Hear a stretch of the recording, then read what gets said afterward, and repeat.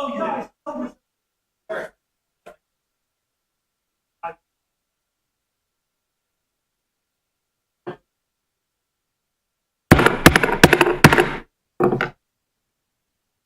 special meeting of the Annapolis City Council on Monday, March 24th, 2025 will be called to order at 7 p.m. At this time, please join us for the invocation given by Alderman O'Neill, followed by the Pledge of Allegiance. Thank you. Gathered here as diverse threads, let unity be the tapestry that binds us together. Just as the night sky is adorned with stars of varying brilliance, so are we adorned with unique strengths and insights. Through the threads of unity, we weave a fabric of collaboration that is resilient in the face of challenges and vibrant in its celebration of our shared aspirations. Let this day of unity remind us that while we may come from different corners of the world, we are united by the desire to create positive change. Thank you.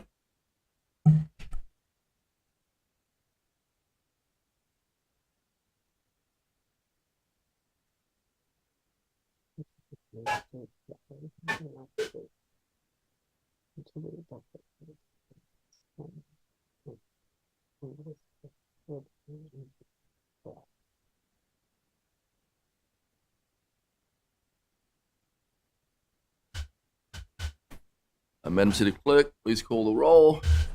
Yes, sir. Mayor Buckley? Here. Alderman Huntley? Here. Alderwoman O'Neill? Present. Alderman Pinnell Charles? Present. Alderman Finlayson? Present. Alderman Shannon Meyer? Alderman Gay? Alderman Savage? Present. Alderman Arnett? Present.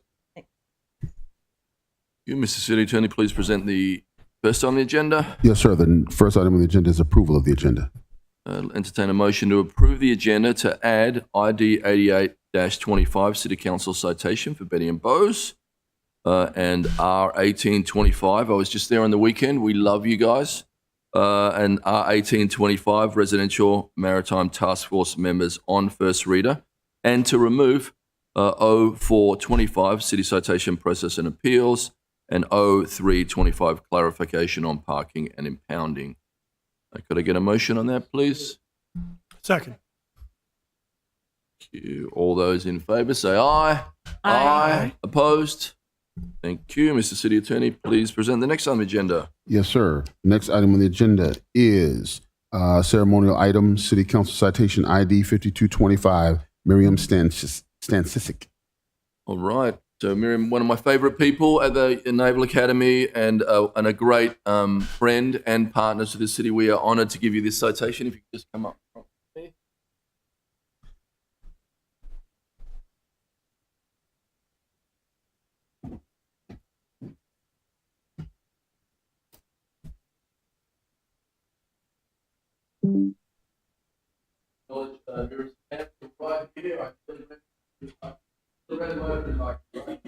Sorry about that.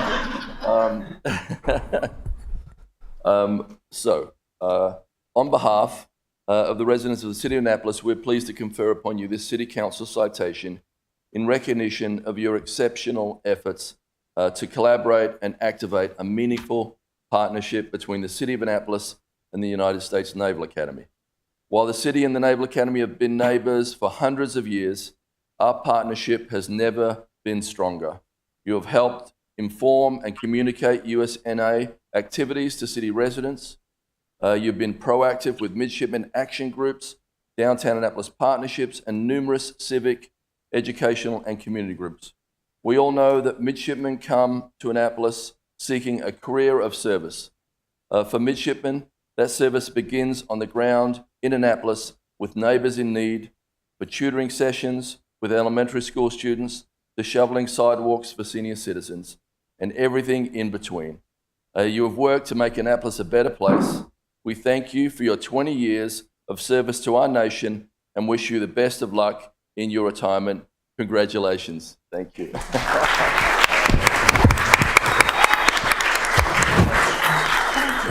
These numbers.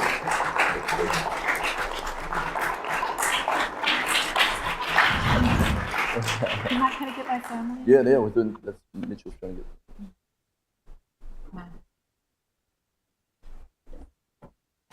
Right, you're going to need those, I think.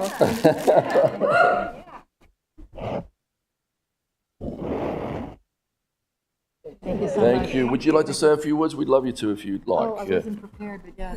But I'll hold this up if you want. Yeah.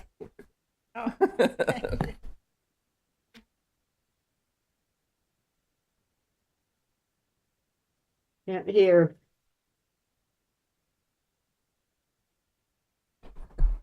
Can you hear me now?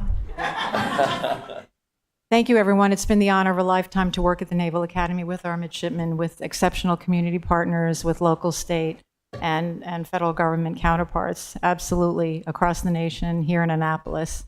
And thank you for all that you do. Thank you, Your Honor, for all that you do for the city of Annapolis and all of the members here that are presiding over Annapolis. You make a tremendous difference, and you know, the impact is felt every day through the collaborative efforts of the Naval Academy and the city of Annapolis. Thank you so much. And I thank my family as well. Thank you.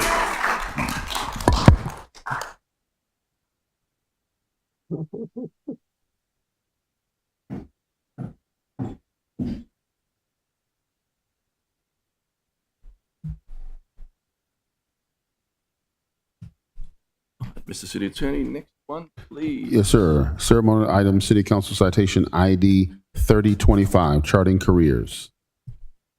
All right, we've got a lot of people here from Charting Careers, I believe. Let's hear it for these guys.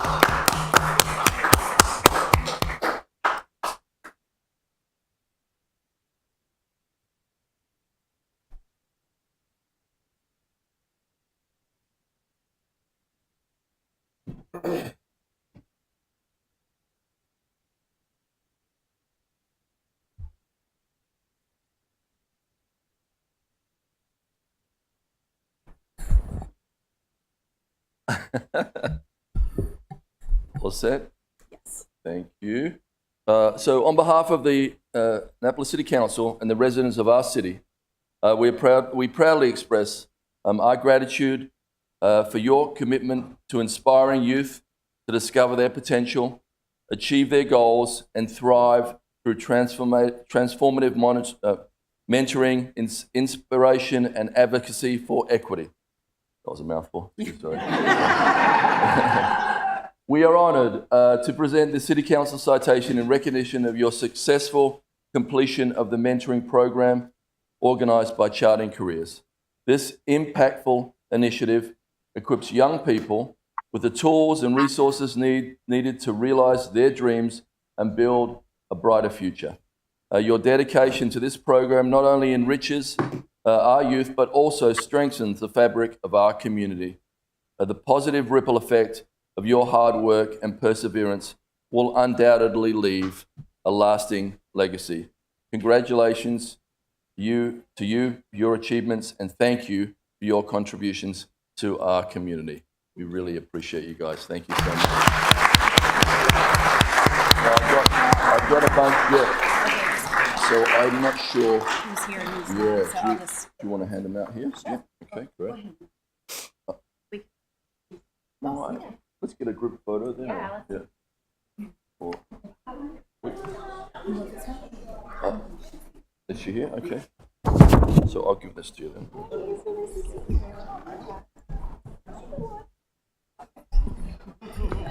I'm going to hand you the microphone while everybody gets up here. Did you Okay. want to hand those out or not? You're quite welcome. We're going to do a photo and then we'll hand them out in the other room. I'll set this down while they're... Okay, sure.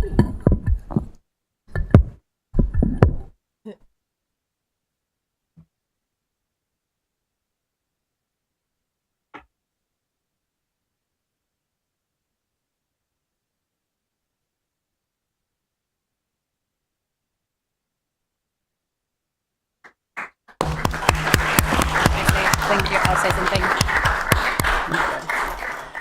We wanted to acknowledge and thank the city for your support since our beginnings as a nonprofit.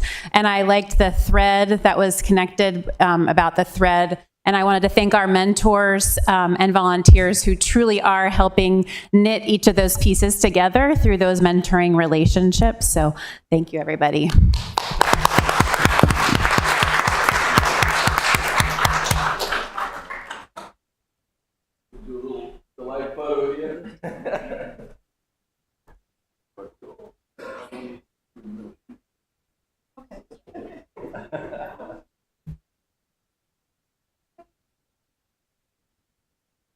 Thanks, guys. Appreciate it.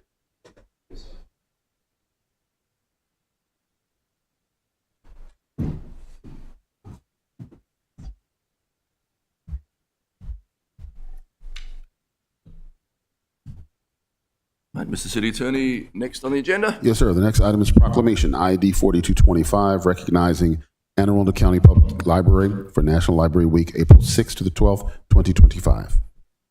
Just to let you know, Betty and Bose, we saved the best for last, so you're after this one, okay? Anybody else want to come up?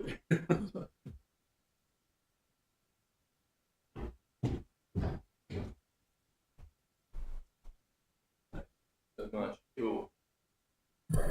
I just want to say how much I appreciate your leadership in these times, and we are so proud of the way that the libraries have stood up in a crazy time in our world. So thank you so much. Thank you.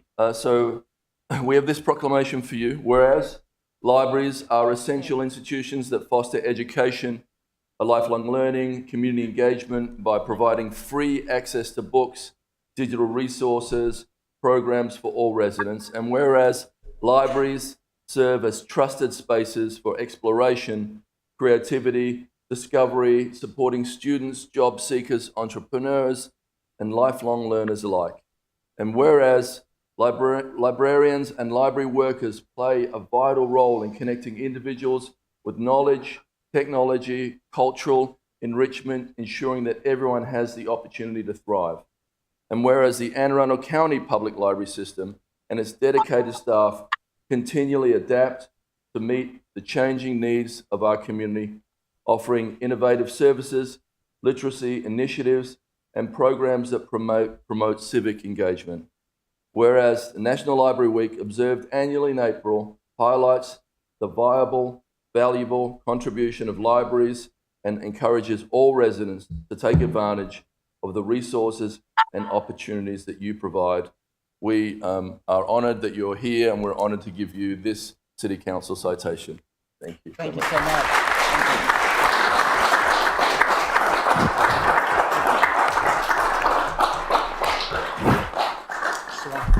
Yeah, please. Yeah.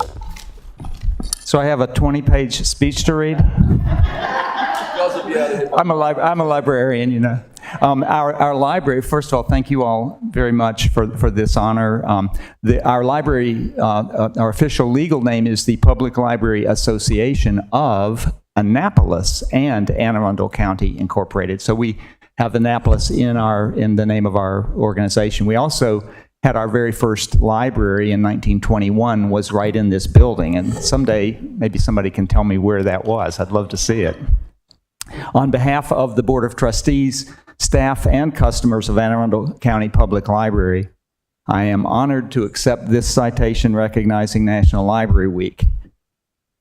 We have a long and storied history, including many decades when Black people were not allowed to take advantage of the services, programs, and resources of the library. This history was not unique to Anne Arundel County, and we fully integrated in the 1960s and 70s. Since then, for more than half of the history of our library system, we've been a community resource that is truly open to all. We, of course, are not perfect, but our dream and goal is to be a welcoming and evolving community where all people connect, grow, and belong. But we are challenged. There is an effort underway right now to eliminate the Institute for Museum and Library Services at the federal level. And even in Maryland, one county has taken aim at the books in the public and school libraries. National Library, I'm not going to go into all of that, but there's a lot going on, as you can imagine. National Library Week is April 6 to 12, and National Library Workers' Day is Tuesday, April the 8th. I hope that everyone here and everyone watching this council meeting will take a moment during National Library Week to thank your local library workers and librarians. You can also take a moment to nominate a star library worker, someone who made a difference in your own life or the lives of your family, friends, or neighbors. Just look up National Library Workers' Day and follow the leads or reach out to me. Thank you again. Thank you.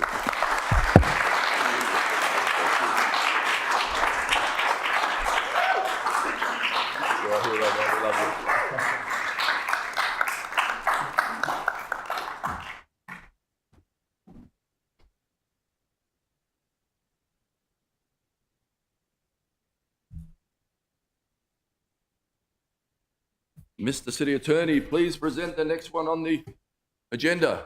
Yes, Big sir. one. Yes, sir. Ceremonial item, City Council Citation ID 8825, Biddy and Bowes 5-year anniversary. All right.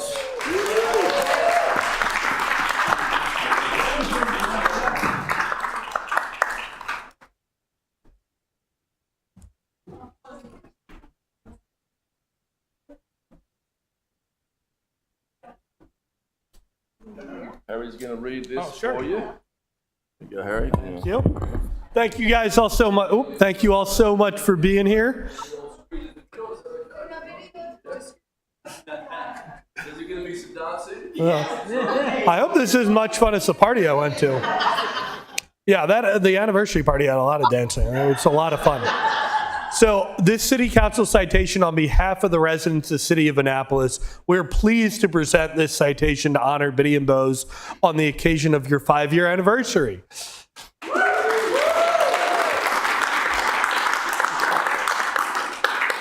Since opening your doors in Annapolis, Biddy and Bowes has become more than just a coffee shop. It's a beacon of inclusion, empowerment, and community spirit.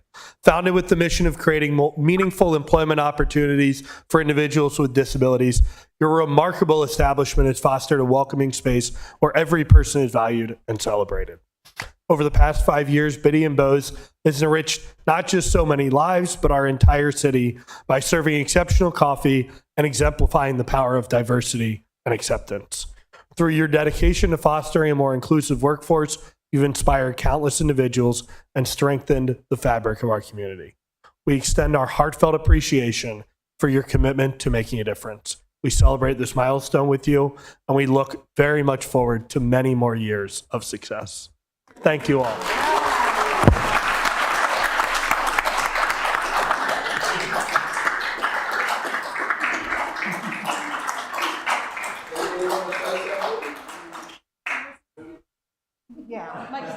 I know Mikey does. Mikey is the spokesman for Biddy and Bowes. He has been with Biddy and Bowes.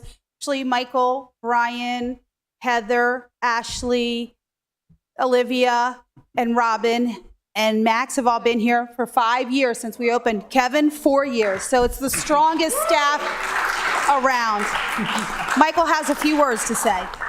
Patty's right. We are actually the strongest crew in Annapolis. So, if anybody else wants to come to our coffee shop, we're always welcome to see you guys there. So, if you guys like coffee or any sweets that we have, they're available. So, thank you. Thank you.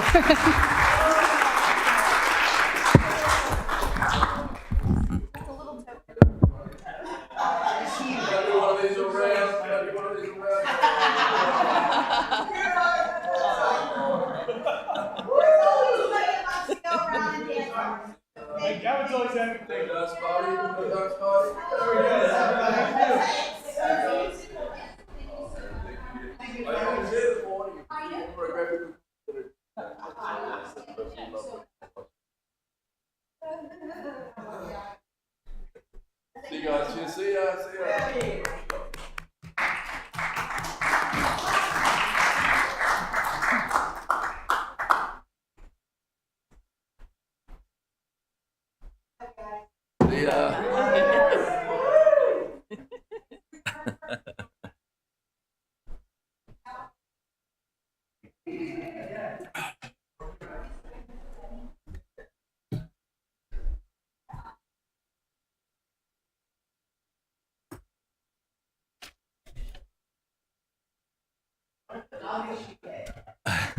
Mr. City Attorney, please present the next item agenda. Yes, sir. The next item on the agenda is petitions, reports, and communications, beginning with an update from the mayor. So good evening. I want to give everyone a quick reminder that city offices are closed tomorrow, Tuesday, March 25th, in observance of Maryland Day. Trash and recycling pickups are as normal. Transit will run on a normal schedule, and Pip Moyer will be open regular hours, but the Stanton Center will be closed. I want to thank the Downtown Annapolis Partnership for their work lifting up the city of Annapolis for Maryland Day. Thank you, Eric Evans. He brought Poe here, the Ravens mascot, and historic reenactors downtown on Friday ahead of the weekend's Maryland Day festivities. It was awesome out there. We got a great shot of them on Main Street outside Chicken Roofs. In addition, the Pride of Baltimore tour was birthed at City Dock for the weekend, and we thank them for bringing history alive for visitors with onboard tours. Pride is here through tomorrow, actual Maryland Day. So there's still time to get a good close-up look at this replica Baltimore Clipper, a kind of topsail schooner known for its speed and agility. The Pride of Baltimore tour has sailed more than 250,000 nautical miles and visited 200 ports in 40 countries. Get a round of applause for that. Tomorrow evening, Alderman Neal and the city are hosting a community listening session for members of the Clay Street community. It's at First Baptist Church on West Washington Street. I'll be there alongside Chief Jackson of the APD. Last week, the neighborhood was rocked when an altercation turned deadly at a school bus stop, which took the life of one man and injured an 11-year-old child who caught a stray bullet in the foot. We all know this is unacceptable. We also know we have an outstanding police force under Chief Jackson. He has focused his policing efforts on prevention and engagement. He has used his academic expertise to examine root causes. He came to Annapolis to put that to work and put it into action with social intervention, alongside support and resources to at-risk individuals and families. We've continued with youth programming through not only the police department, but also with site-specific programming in vulnerable neighborhoods through our Recreation and Parks team. We have trained our officers to prioritize communication over occupation and sent out our teams from our No Harm Violence Interruption team and Naptown Anti-Dope program. APD works well with partner agencies and the state's attorney to make sure we get the bad guys and the dangerous people out of neighborhoods so people can live safely. I know we're using all the tools in our toolbox, but we need the public to come out and tell us what we are missing.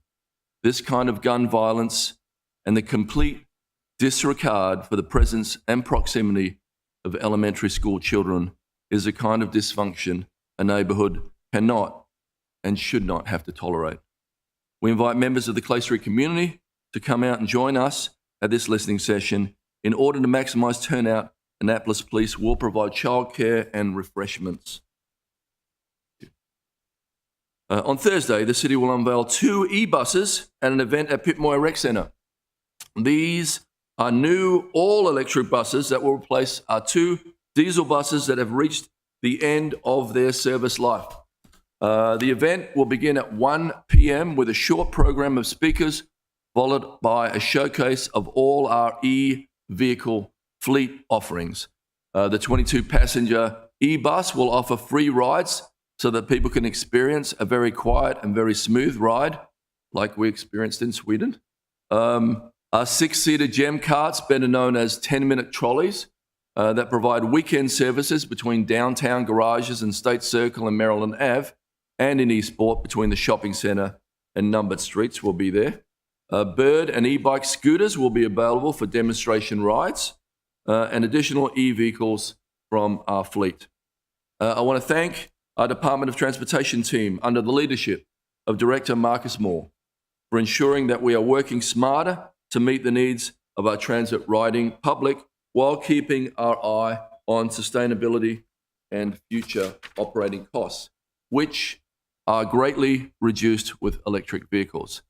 These 2 new e-buses were purchased with federal, state, and county grants funds, and we thank our partners for helping us meet our goals. For the riding public, you are going to love these buses. They are quiet, smoother riding, and very reliable.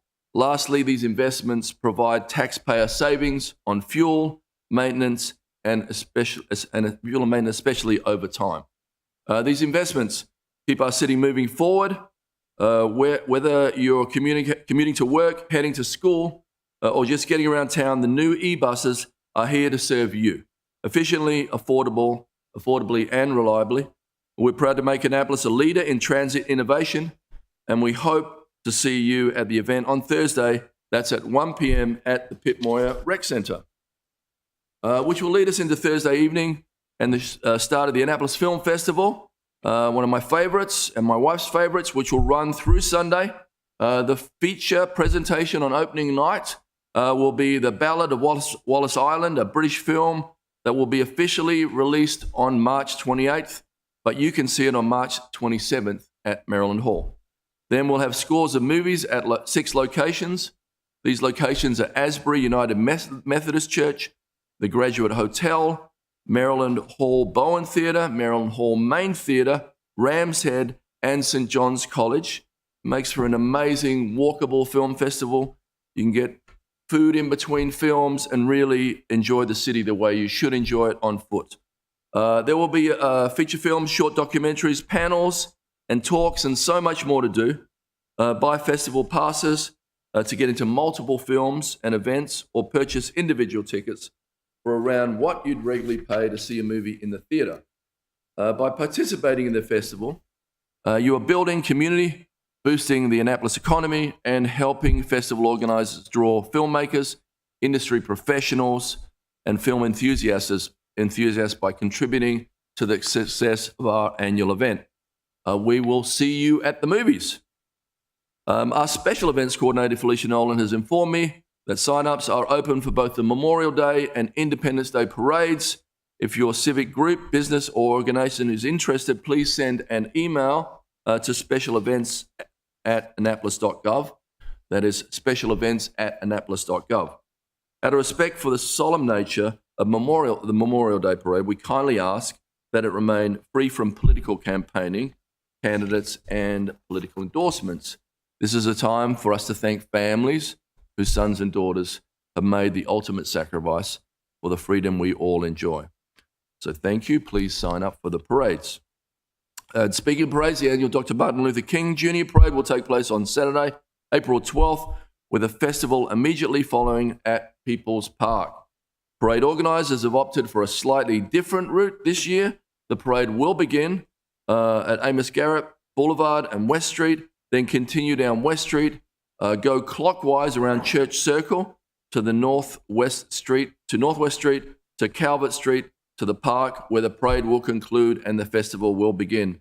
We hope to see you all there. Thank you, everybody, for that. And now, let us all get on with the meeting. Mr. City Attorney. Yes, sir. The next item is report by committees. Alderman Shannemeyer. Thank you, Mr. Mayor. Economic Matters met on March 19th, where we recommended favorably several appointments to the Maritime Advisory Board. We also heard O1024, the outdoor dining legislation, where we gave it favorable recommendation with amendments.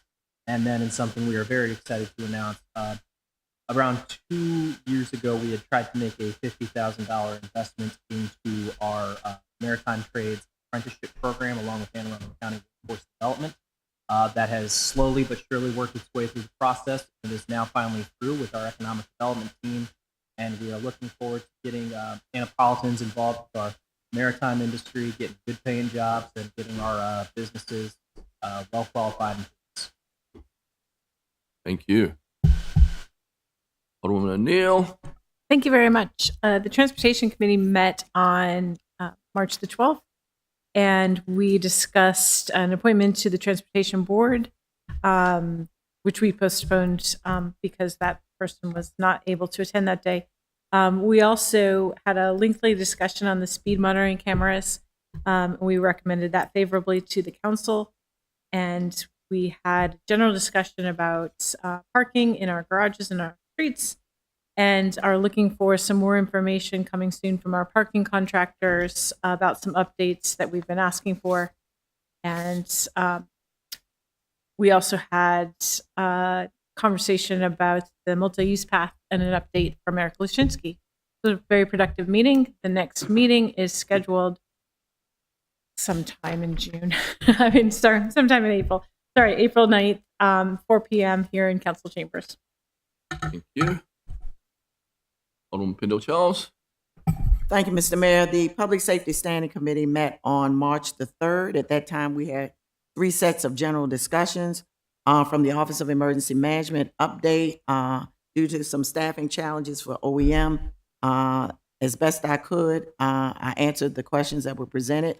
And again, we're focusing on a ward a month, and we focused on Ward 8 in March. We also had Annapolis Police Department update. Alderman Arnett, Assistant City Attorney Berger, Chief Jackson, Deputy Chief Branford, Commander of Administration Miguez, and Captain of Operations Howard were present to answer questions from the committee. We also had a presentation from the Annapolis Fire Department, an update. Alderman Arnett, Chief Romali, Commander of Administration Miguez were present to answer questions. Lopez, I believe, or Powell, were there to present and answer questions from the committee. Our next Public Safety Standing Committee is scheduled for Monday, April the 7th, here in Council Chambers at 6:30 p.m., and we'll be focusing on Ward 6 at that time. Thank you. Thank you. Alderman Huntley. Thank you. The Finance Committee met on March 24th, this past Wednesday. I won't give you every little thing we did, but I want to highlight 2 actions that I think are particularly relevant to our colleagues. One is that we chose to take no action on the fee waiver for the film festival. There was broad agreement that we do want. That's film festival. Sorry, that's not correct. It was for the fee waiver for Maryland Hall. We chose to take no action, only because while we all agree we want Maryland Hall to be able to do these upgrades, there was some discussion about if it makes more sense to have it be a grant or if it is a fee waiver. So we're going to come back to that, but it seems to be like it'll make more sense to make that a grant. Thanks to Alderwoman O'Neill for originally bringing. The other thing which I would really recommend my colleagues take a quick look at, we had about an hour-long discussion about sidewalk. Very exciting, very interesting. Alderman Arnett joined us for it, and it was just incredibly illuminating to understand each one of those details, because I know that so many of my colleagues have talked about the importance of making sure that our sidewalks are well maintained. So if you want a primer before we get into budget season, definitely go take a look at that. And our next meeting of the Finance Committee will be on April 2nd at 10:30 a.m. Thank you. Thank you. Alderman Savage. Thank you, Mr. Mayor. At the March 13th Environmental Matters meeting, we postponed action on R225, which is demonstration program to build green roofs on city bus shelters. We're just awaiting some additional financial information and expect we'll be able to take action next month. And are you okay, Alderman Finlayson or Alderman Gay? Mr. Mayor, thank you. I will just announce that the next meeting of the Rules and City Government Committee will be on Friday, April 4th at 1 o'clock in council chambers. Thank you. Thank you. Thank you so much, Mr. Mayor. I will also just note that the Housing and Human Welfare Committee will meet April the 21st at 6:30 in council chambers. Thank you. Mr. City Attorney, please present the next on the agenda. Yes, sir. The next item on the agenda is comments by the general public. Okay, Sven, how you doing? I just saw you at Market House. You coming to give me a...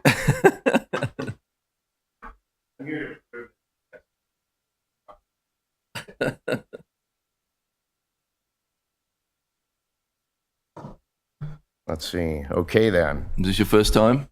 Pardon? Is this your first time? First time ever here. Yes.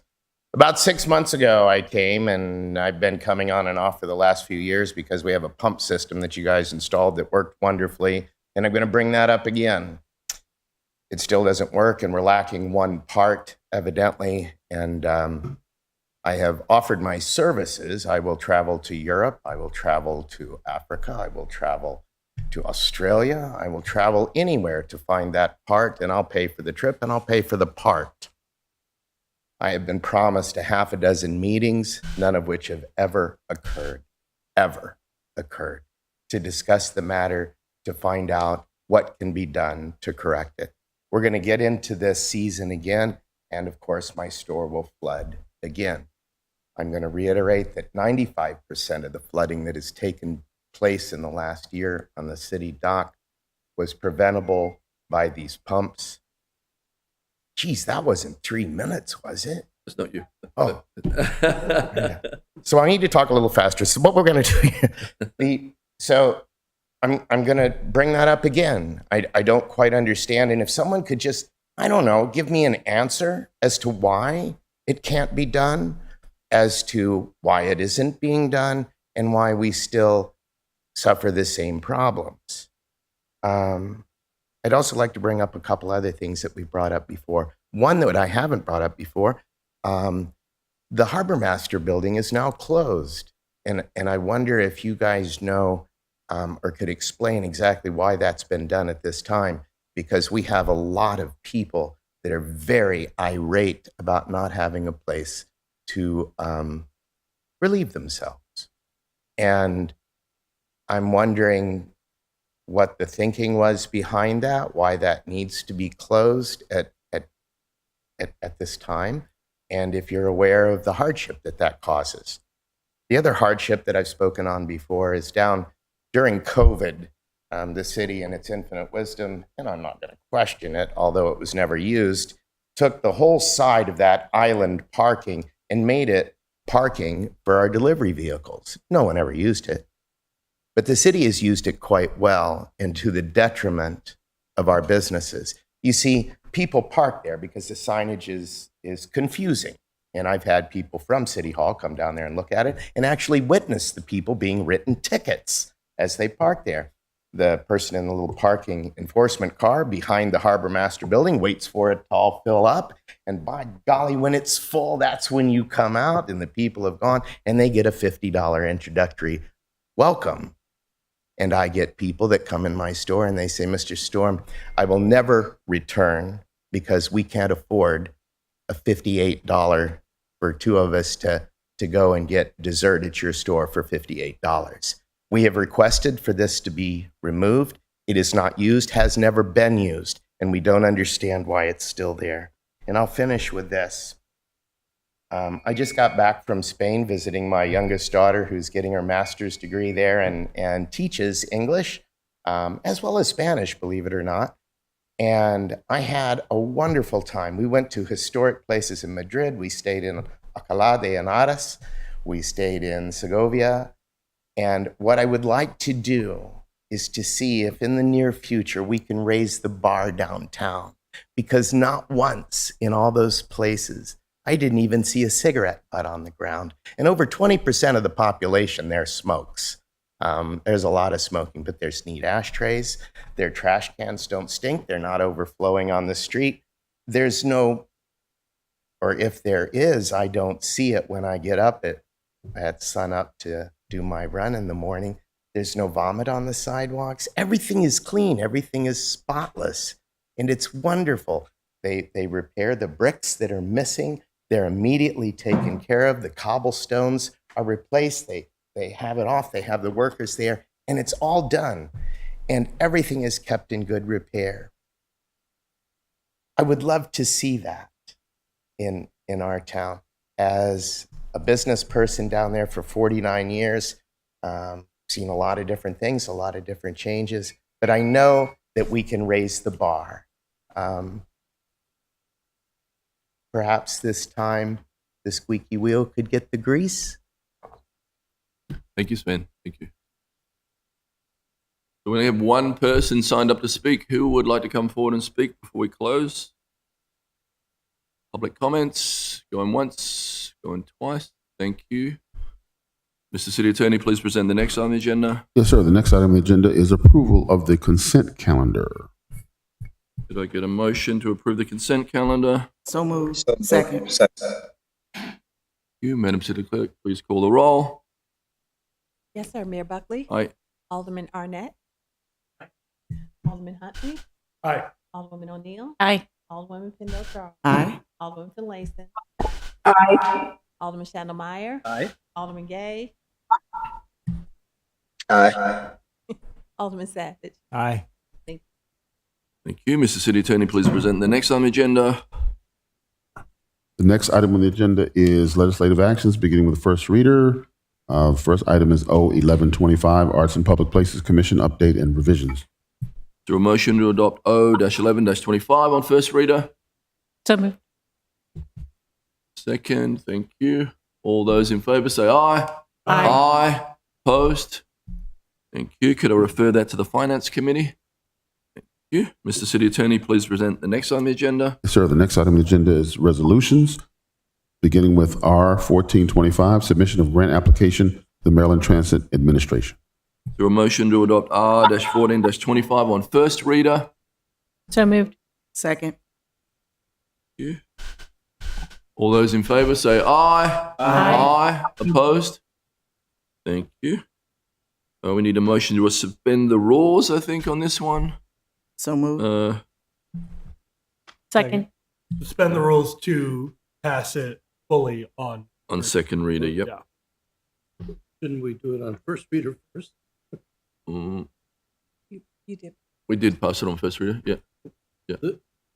Oh, this is the Maryland Transit. Yeah, yeah. It's obviously a funding thing.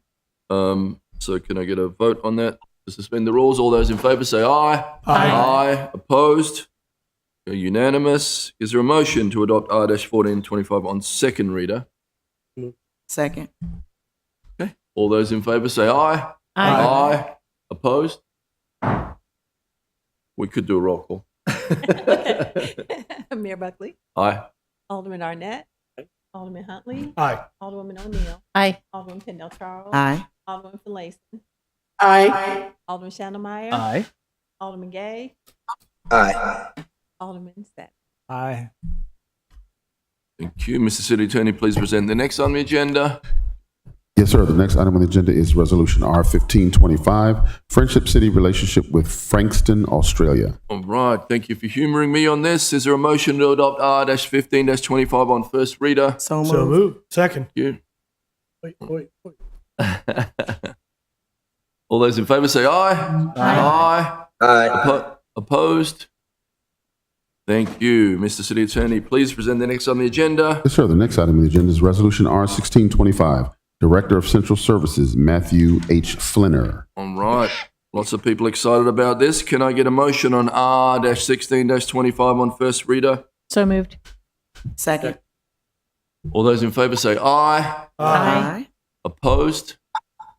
Thank you. Could I get a motion to suspend the rules on this? So moved. Second. All those in favour say aye. Aye. Opposed? Unanimous. Could I get a motion to adopt R-16-25 on second reader? So moved. Second. Thank you. Madam City Clerk, please call the roll. Yes, sir. Mayor Buckley, Aye. Alderman Arnett, Aye. Alderman Huntley, Aye. Alderwoman O'Neill, Aye. Alderman Pendle Charles, Aye. Alderman Finlayson, Aye. Alderman Chandlemeyer, Aye. Alderman Gay, Aye. Alderman Savage. Aye. Thank you. Alderman O'Neill. Can we have a few words from Mr. Flannery? Yes, I was going to ask you to come forward if you want to jump on the microphone there or here. Welcome aboard.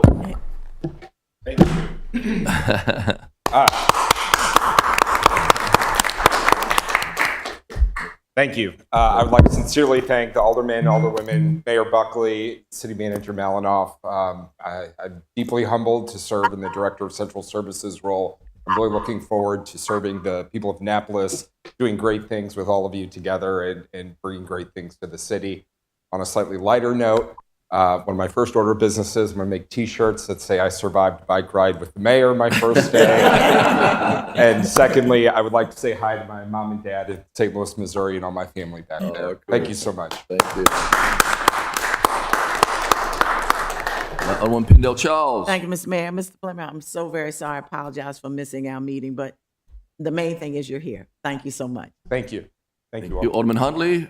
I'll say I don't apologize for missing the interview. I looked at your resume and I was like, we need this guy. I don't even know need to come to the interview.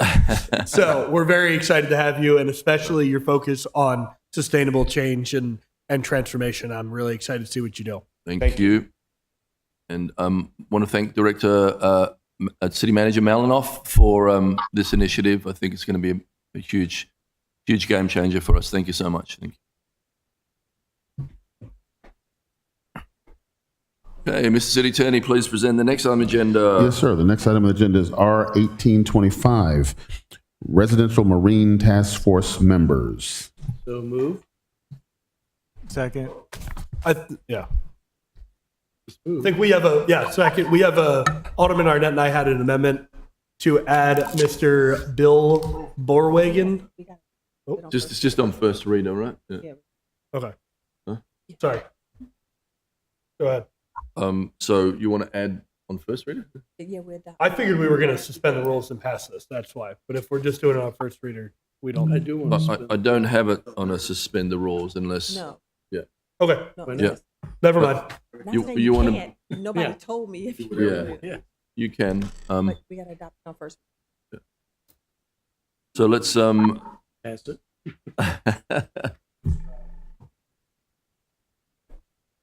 Can we want? Well, let's just do this first. But you wanted to add someone, do you?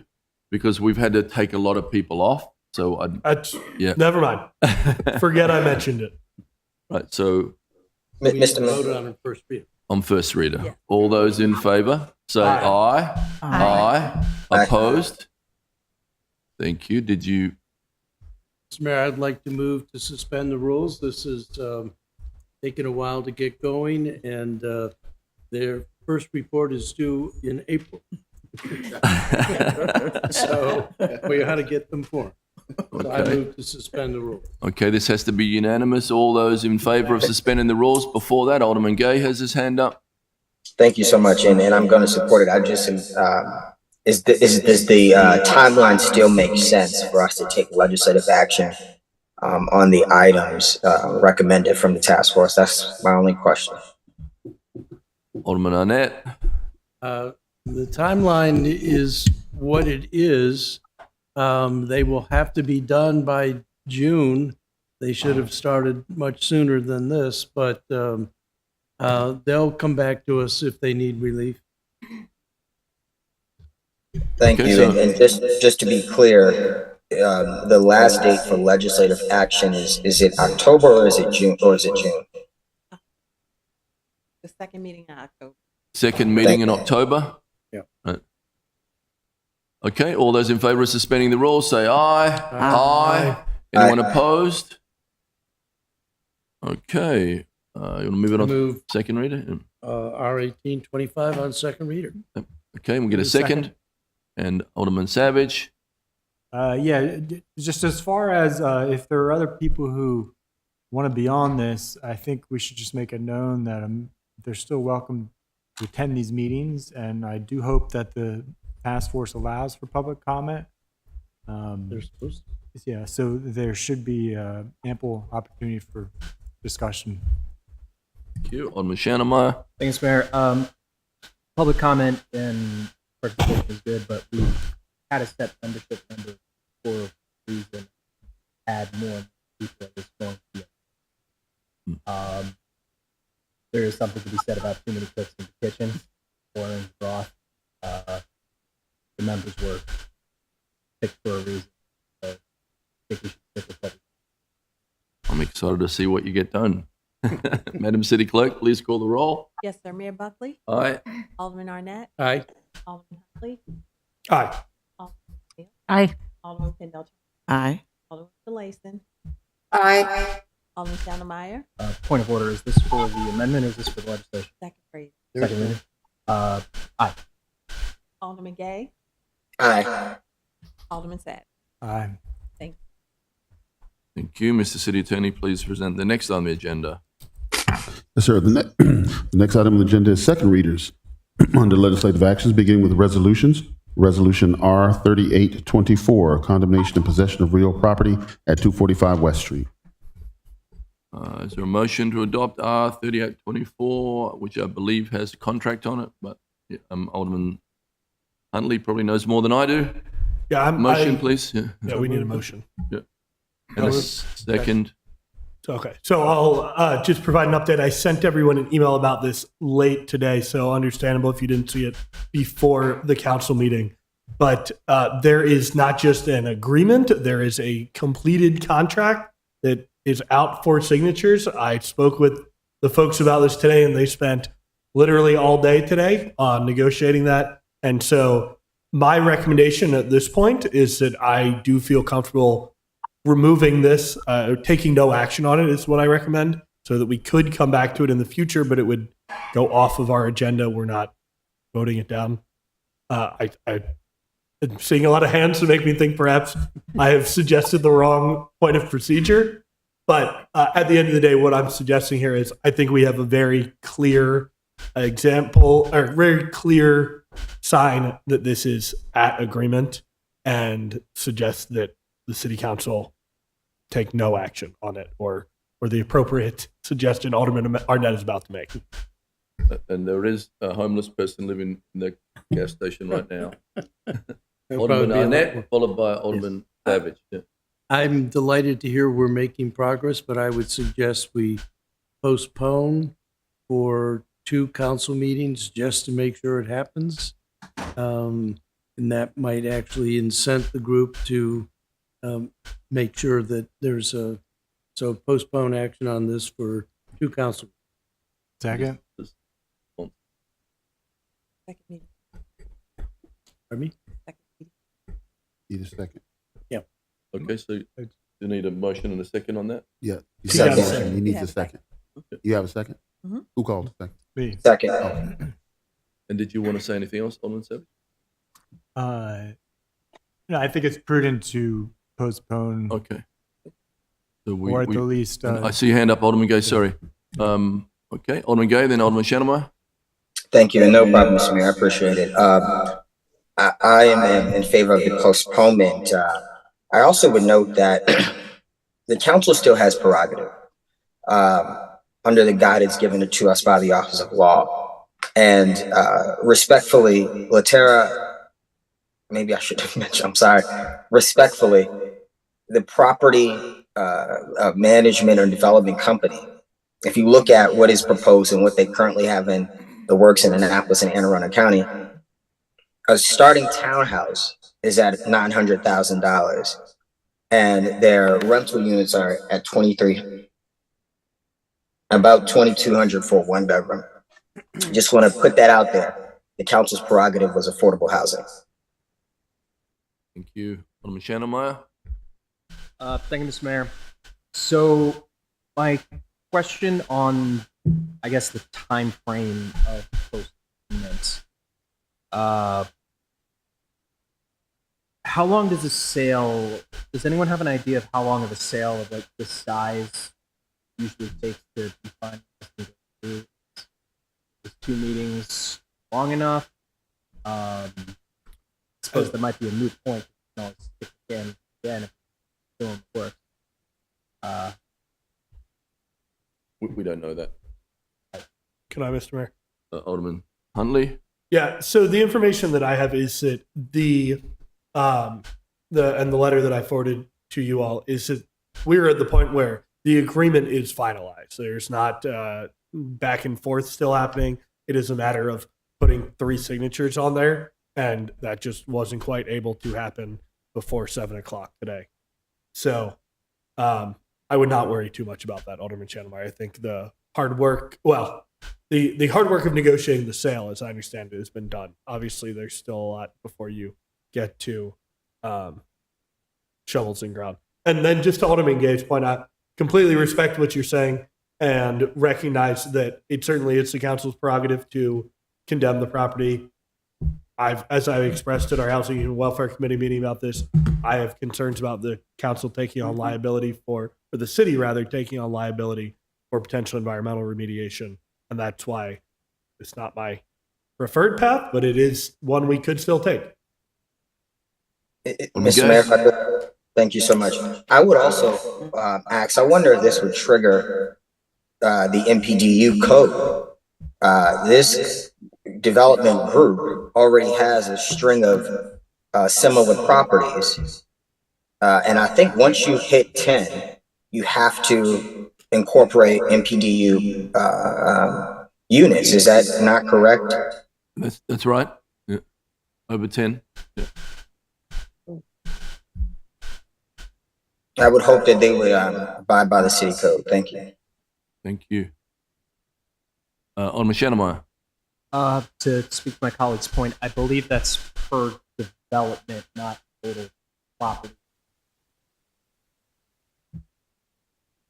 So if development A has 4 units, development B has 4 units, and development C has 4 units. Those are considered 3 separate developments, my understanding, not in total. We can clarify that, but I believe there'll be an affordable component to it. I'm sure if it's in double digits, there will be, but we can check on that for everyone. So the motion on the floor is to postpone this for 2 council meetings. Correct. And just for the public's sake, I would say this is this is a good action here on the council. The council moved to condemn the property that had been sitting there for a long, long time, and this forced the owners of the property in a land trust in New York to pay attention. It's moved it to a point where it's going to get sold and going to get developed in some form. So I just want to commend the council for their work here. Alderman Pindell Charles. Thank you, Mr. Mayor. I just want to make sure, Alderman Huntley, you're good with this. Yes, I'm Okay. good with it. Thank you. Okay, all those in favor of the postponement say aye. Aye. Opposed? Thank you. Mr. City Attorney, please present the next item on the agenda.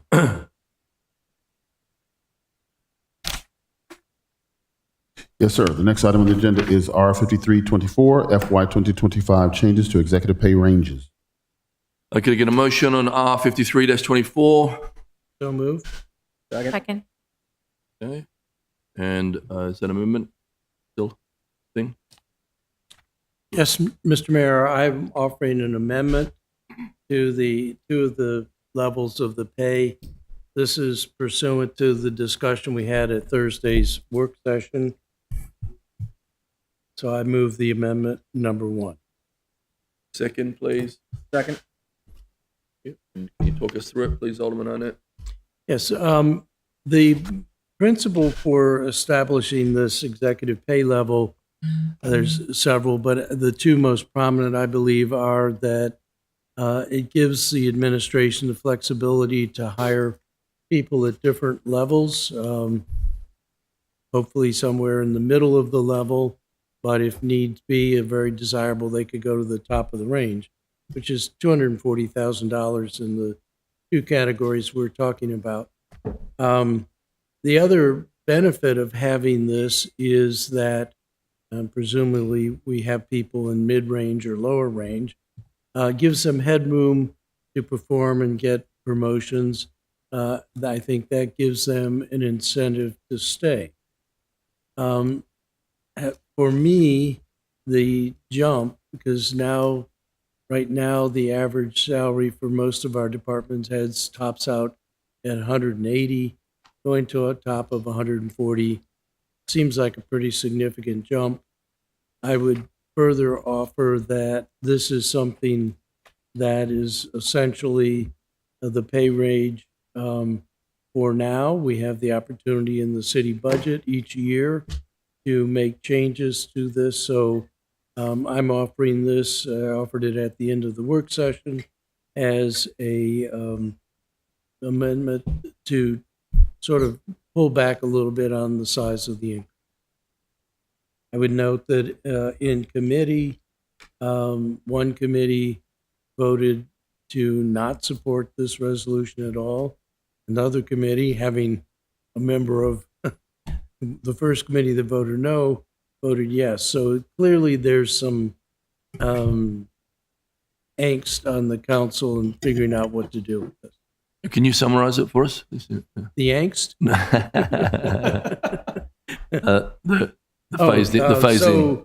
So you should have this in front of you, but it's for the, I have to put my glasses on. For the EO4, I pulled the bottom range and the top range down 20,000. And for the EO5, the same thing. I pulled the bottom range, which is currently 160, down to 140, and the top range down to 220 from 240. Thank you. Alderman Savage. Thank you, Mr. Mayor. So I'm a bit torn on this in the sense that I do think that if we go with the proposal, which is to keep all the directors on the same pay scale, which would be an E5, that I don't support this amendment, because if you if you look at the data from other jurisdictions, we have data from City Manager's Office looking at Anne Arundel County, Howard County, Baltimore County, and Prince George's County. And I'll say Howard County, Baltimore County, Prince George's County are all well above even the proposed 240 max. It's They're- not the max. for They city are manager. well above. And for Anne Arundel County, the proposed 240 would be in the middle of the bunch. And so I do want to emphasize that if your argument is that we're offering too much compared to local jurisdictions, that's not accurate. I think that what's being proposed by the city manager's office in the legislation is reasonable. It's certainly not unreasonable, again, if you look at the data. And so I don't think we should be, if this passes, we're going to be reducing redlining, I think is what it's called, a couple of directors' pay because they're going to be above this new limit. And it's going to impact the competitiveness, I believe, our ability to get good directors, or at least have that option for people who we feel like need to get paid towards the top of the scale. So that's why I don't support it. But if your concern is that we should be moving towards a model philosophy policy where we don't pay all the directors the same, because for example, if you look at most of these other jurisdictions also, they pay, not all of them, but it looks like Baltimore County, Howard County, Anne Arundel, they pay their directors on different executive scales. So some of them are an E7, 6 through 10, depending on the size of the department. And so, I think if we want to go to that model, and then I think we should just vote this entire legislation down and go towards that model. But if we're going to stick with paying them all the same, I think what I'd push for is that we vote no on this amendment, because I just think it's going to kind of mess with the whole system that we're proposing here. Thank you. A response, If I Alderman may- Arnett, and then Alderman Channemeyer. May respond directly.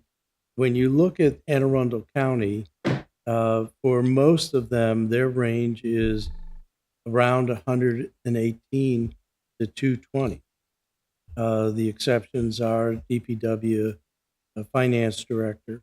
First of all, this does not touch, and in fact, I strongly support the pay increase for city manager. It is very hard to find qualified city manager, and that scale is I do not propose to touch. So I think we really are, these amendments are consistent largely with Anne Arundel County, which is our nearest competitor. I also, however, support, I do not think that all departments should be paid at the same scale.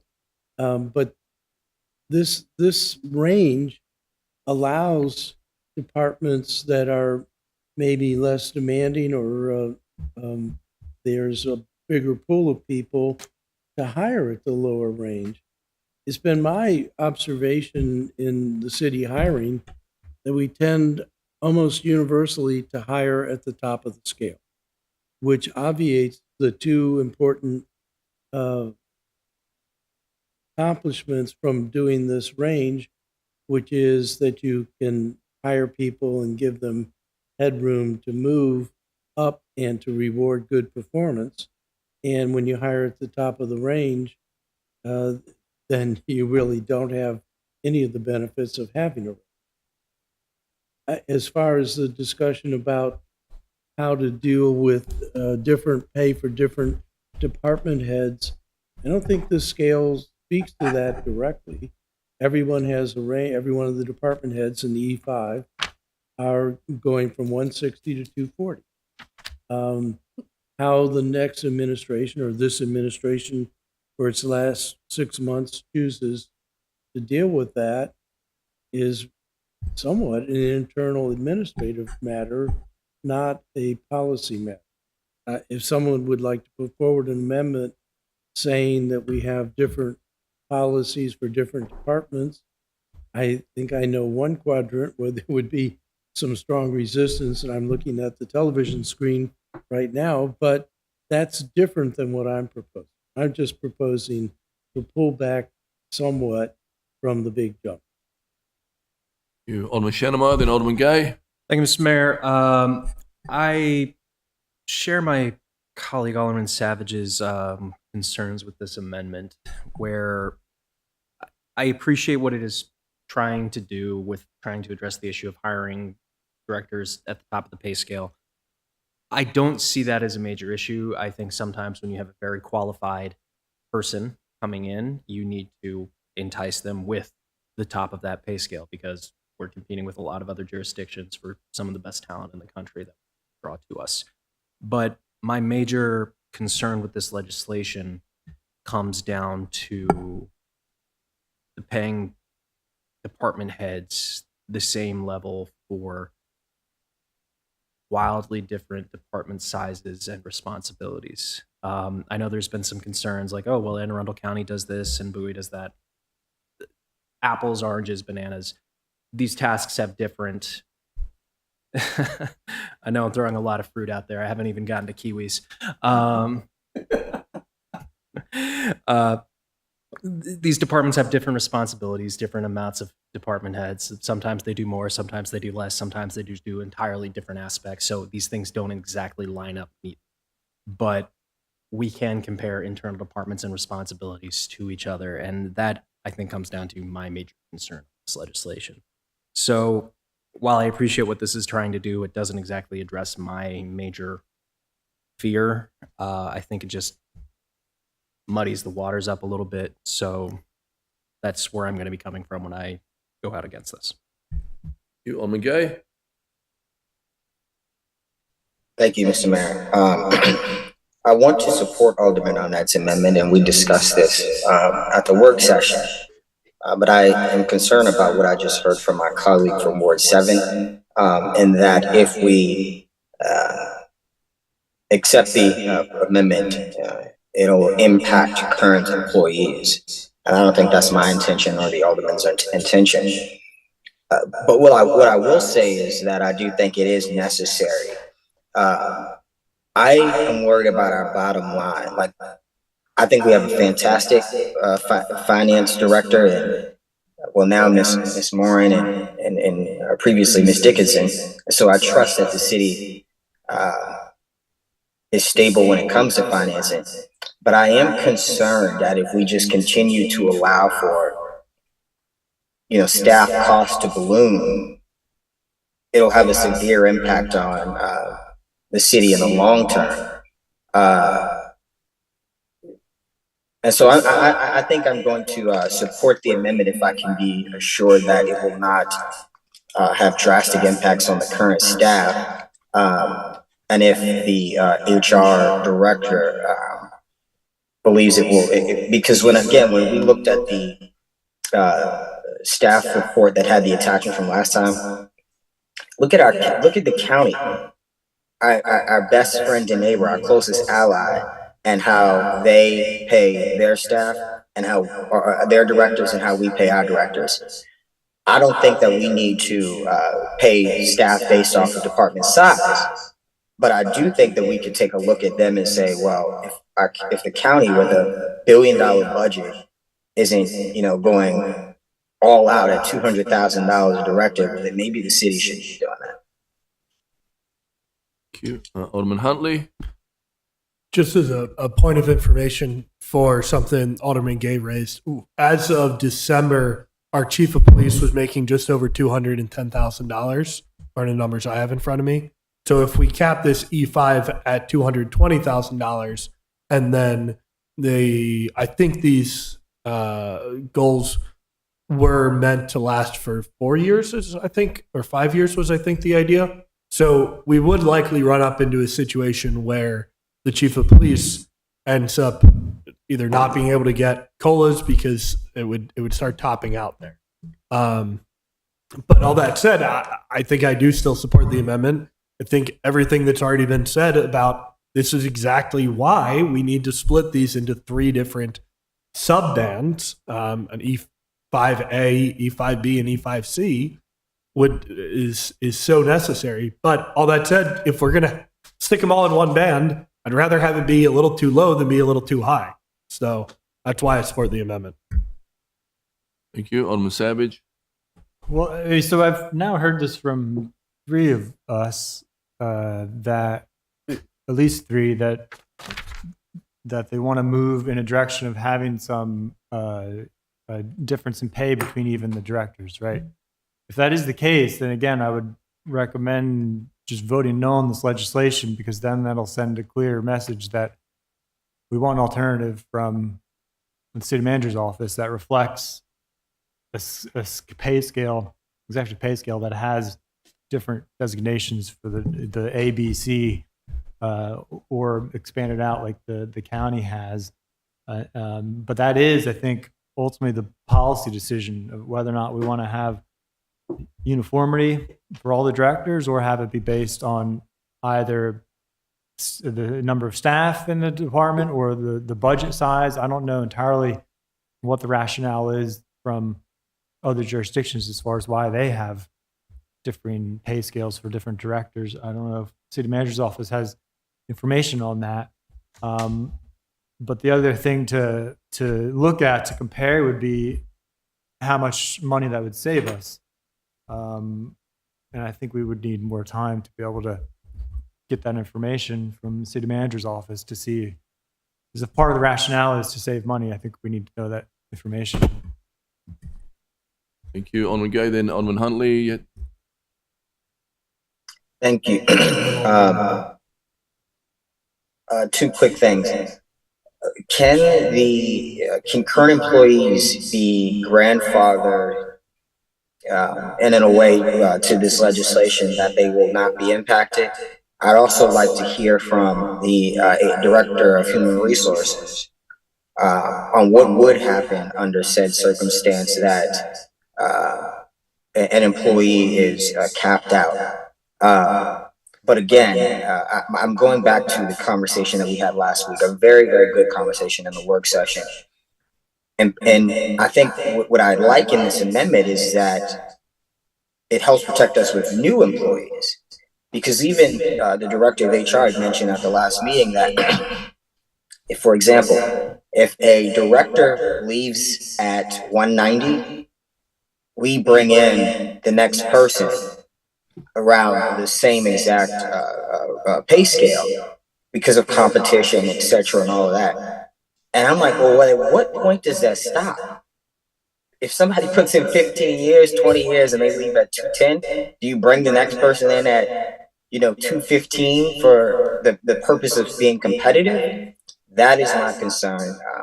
Again, I don't want any staff to think that I am trying to pick on them in any way, because I do think we have top-notch staff, and it's shown in several instances in our city. I think the city manager had something to say.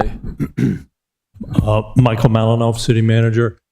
With respect to the debate, I was talking to my colleagues, and we think it is plausible to go forward with the amendment. First of all, because it doesn't affect any of the current employees. The highest paid, as mentioned, is the police chief.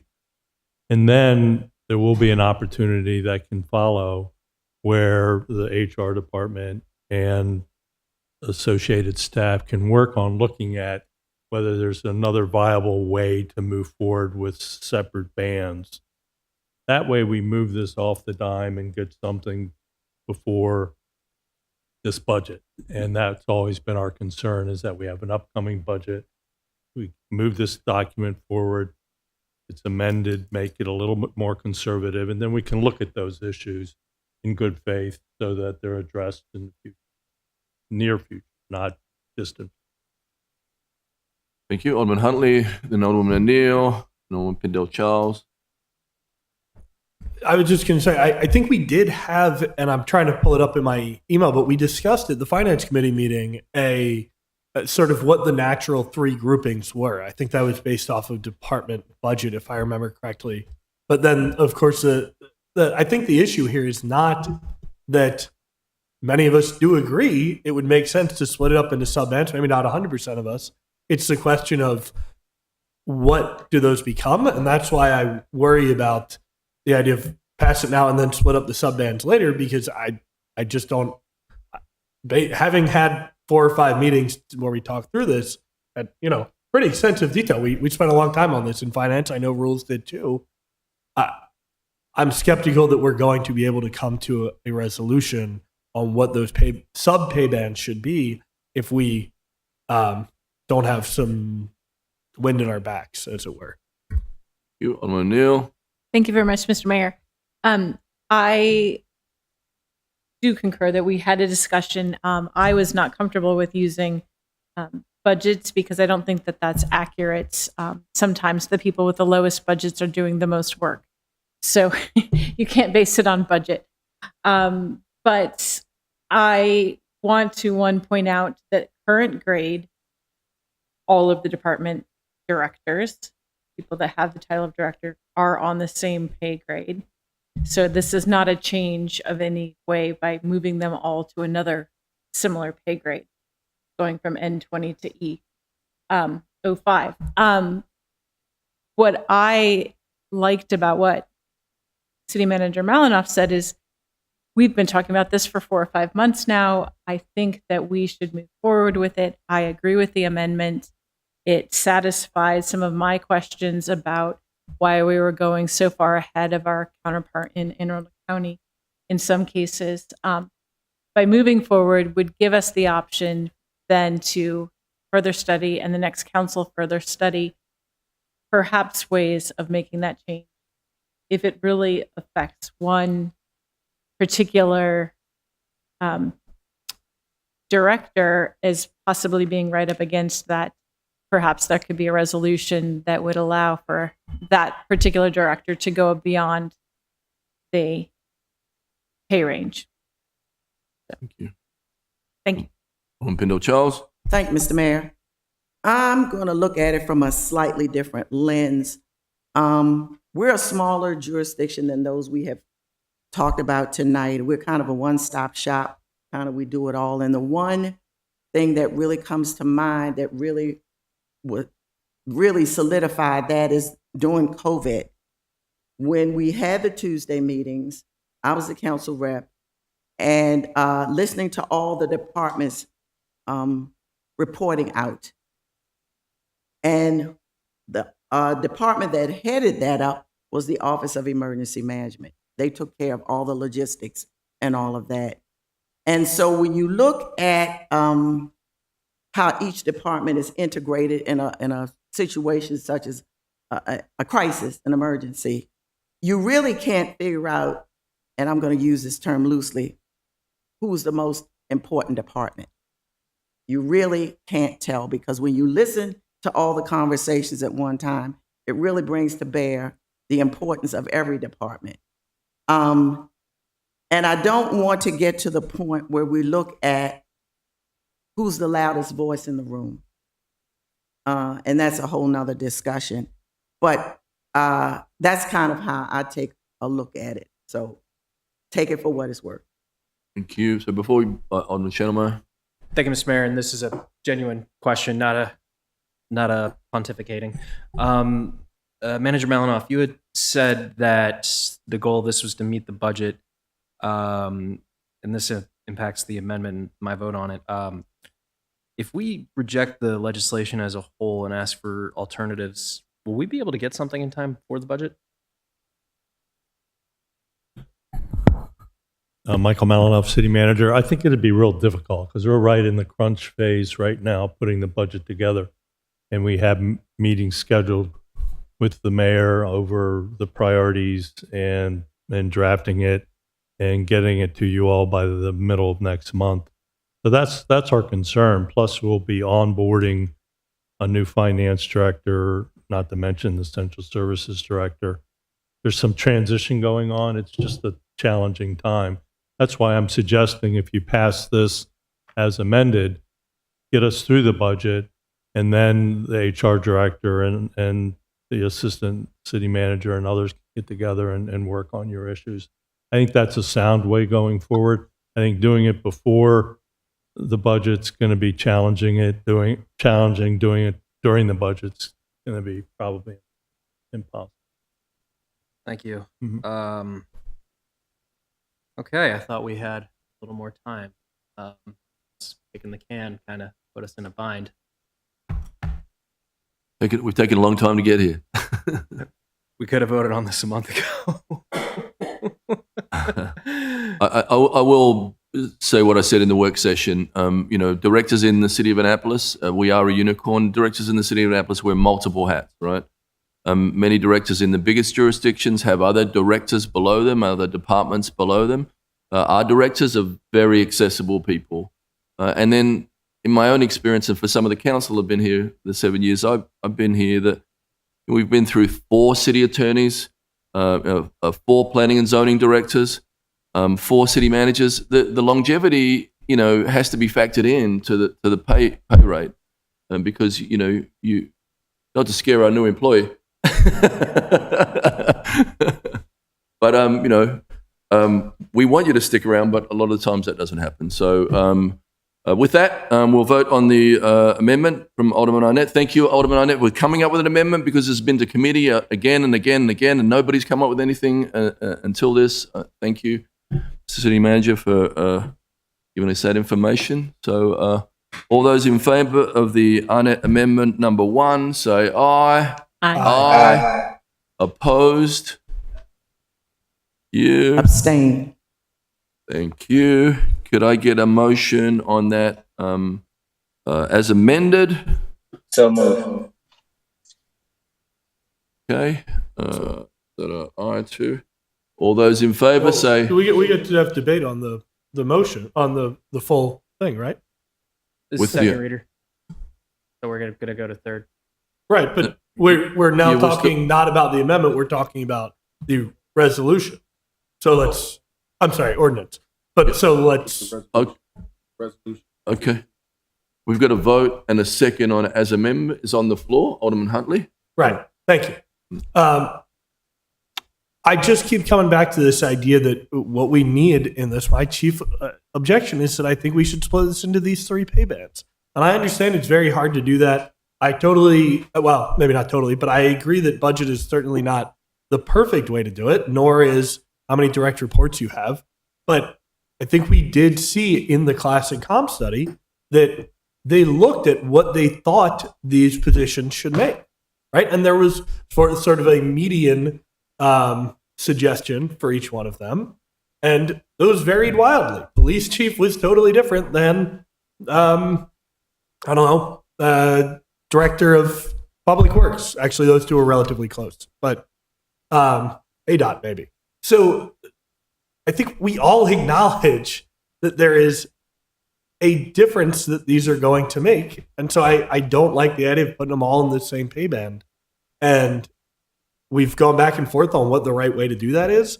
But at the end of the day, I'm not comfortable with doing this. Again, look, we just passed that amendment. That means our police chief is not going to be able to get a cost of living adjustment if after 2 years from now. Like, it just doesn't make sense. There's no way that it makes sense to have all of these very different positions getting paid the same amount. That's what our classification and compensation study said. And so let's break them out into 2 or 3 or even 4. I'm open to different numbers of it, but sub-bands. I just think if we all agree that they're not going to get paid the same, why are we going to pretend that they're all going to get paid the same? It doesn't make sense to me. Mr. Mayor, point of order. Yes, Alderman Gay. I just clarifying that we've already debated the resolution essentially through the amendment. Did the city manager, he's made clear that they would fix the concerns that the council has ahead of the budget to address the concerns of the alderman from Ward 1. And lastly, we haven't, even if you could just say 2 sentences on if we pass this, what the impacts would be for an employee that would cap out. Nobody addressed that for me. I think we just did. We just came up with something that we can revisit it if it needs to be revisited, if anyone is bumping up closely, but getting something moved through. Remember, this has been in your committees for weeks and weeks and weeks, and no one has come up with an alternative here. No, and I'm supporting that, and I just want clarity because the city manager said one thing, and then the alderman from Ward 1 has just again stated that the police chief would be impacted by this through cost of living increases. And so the director needs to be on the record stating that that will not happen just ahead of our votes. I think that's important. Okay, Mr. City Manager. Michael Malinoff, City Manager. As we mentioned, the police chief currently makes $210, and the cap would be $220. So you get at least one more year left under this scale, and our intent is to come back to you all post-budget with some ideas, because right now most of the directors are on the same scale, so it's not going to be a difficult lift. It's just moving the bulk of this through right now, we think is a better move, and focusing in on some of the details afterwards would be easier for staff, and I think the council. And it was addressed to Alderman Huntley, so I'll go back to you. I have something different. So you Okay. Alderman Savage, then Alderman Arnett. Well, so I have sympathy for your points, but just from listening to the conversation and the city manager, I don't think we have time to craft an alternate proposal. But I think it's reasonable for us to say the next council will obviously have an opportunity for the next budget to create the sub classes. But at this point, we just simply, it doesn't sound like we have the time to really, because plus it's going to be a very controversial thing, because we're going to have to determine what metric do we use to measure a department's pay. And I do take a colleague from Alderwoman Pindall Charles, I think made good points, and I don't think that's an argument we should really get into at this point with the amount of time we have left before the budget. So, but the next point I want to say is that I just want to point out also something you alluded to, Alderman Huntley. So we are about to, with this other legislation, raise employees' pay, and I think we did it last budget too, but we're going to be raising it to keep pace with some of the bad inflation we've had over the past few years. But what we just did with this amendment is essentially freeze our executive. Everybody else gets adjustment for inflation, but the directors don't. So, but not for the direct. Yeah, exactly. We got rid of COLAs for all the other employees, which is why we raised their pay. But now the directors don't have enough room to get COLAs unless we're going to just give them a COLA to increase their top range of their pay. But that's not what we're doing for all the other employees. So again, essentially they're getting a pay reduction based on inflation. And we all know that may be something coming back in the next few years. So I don't understand why we just shot ourselves in the foot with capping all their pay at $220. I was the only one to vote no. With you. So if there's someone else who wants to make a motion to reconsider, but again, I don't think it's responsible with the state of the economy to be, and I don't think it's fair to the directors to be limiting them in this way. Thank you. Alderman Arnett. I think I recall from all the discussion in committee with the HR director and the assistant city manager that one of the reasons why the scales are consistent, it was thought that that was the council's policy to make them all the same, no matter what they were doing. And if that's the case, it can be the council's policy going down the road that they not be the same. We have flexibility. This is not, we're not doing this for all time. And while there's many things that I don't agree with in the class and comp study, and there's many things that I would like to have more time to do, I do agree with the city manager and those that have said, we had a lot of opportunity. I don't remember in any of the committee members' meetings I was in, people addressing this, and there was always an opportunity to come up with an amendment to address it. I think all the council can do really is issue a policy statement in any event, because it is the prerogative of the administration, of management, to decide who's getting what.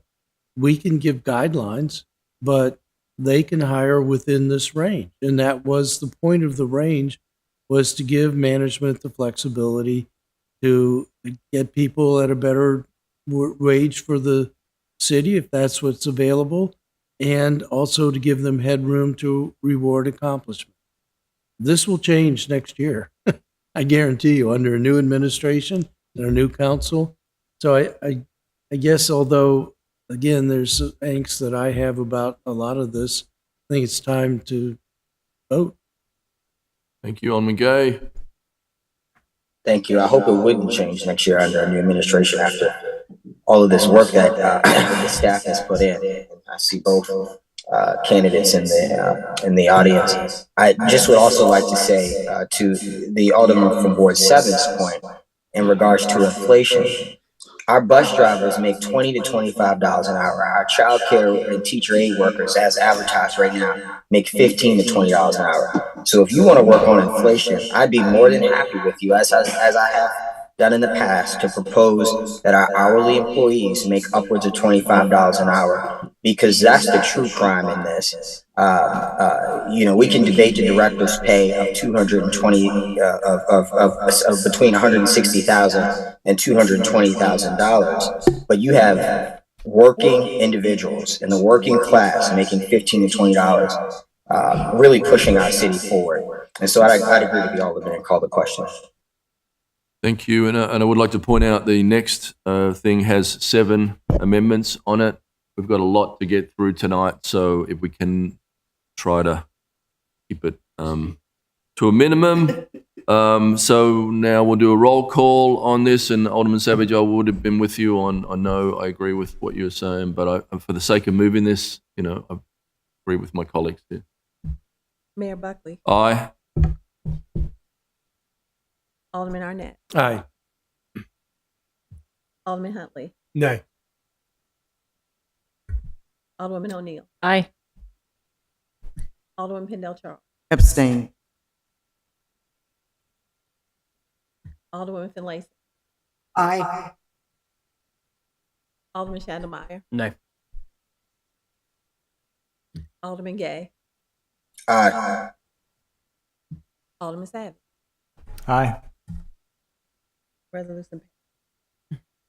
All right, on to the next one. Mr. City Attorney, please present the next item on the agenda.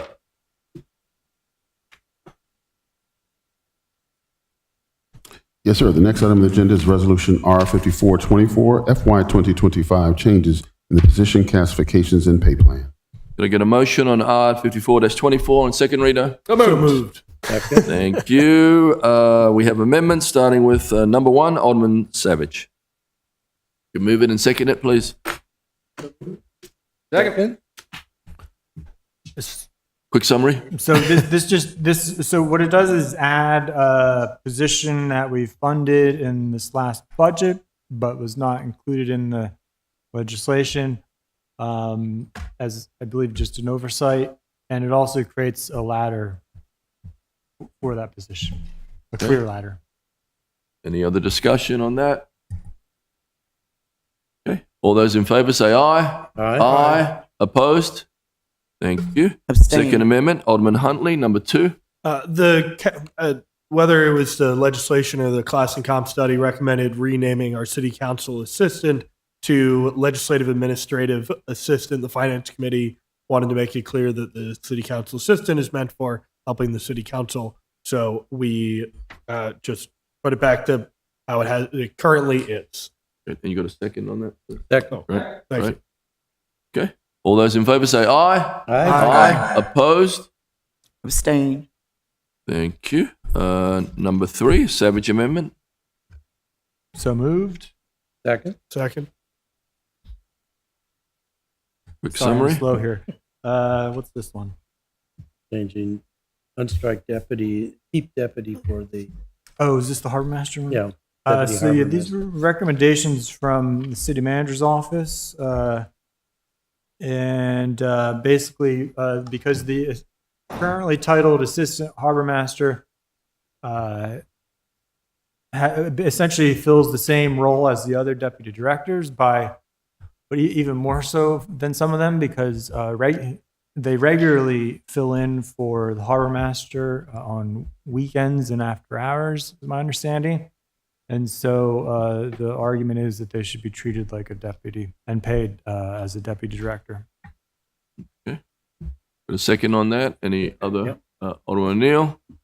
Thank you very much, Mr. Mayor. I don't know what's wrong with my iPad, but my amendment number 3 actually has amendment number 4 listed in it. You want to do it to me too. Thank you. There's hard copy on it. Yes. Got it. Hard copies. I'm looking online, which was what the public would have access to. Just letting you know. Okay. Thank you. All right. All those in favor say aye. Aye. Opposed? Abstain. Thank you. I'm going to move the Buckley amendment, and then I'm going to work out what it is. Second. Amendment 4, thank you for seconding that. Asset manager position at N15 grade and eliminates the exercise training community outreach coordinator. Anyway, it's a house cleaning. Do you want me to? Assistant. Yes, thank you.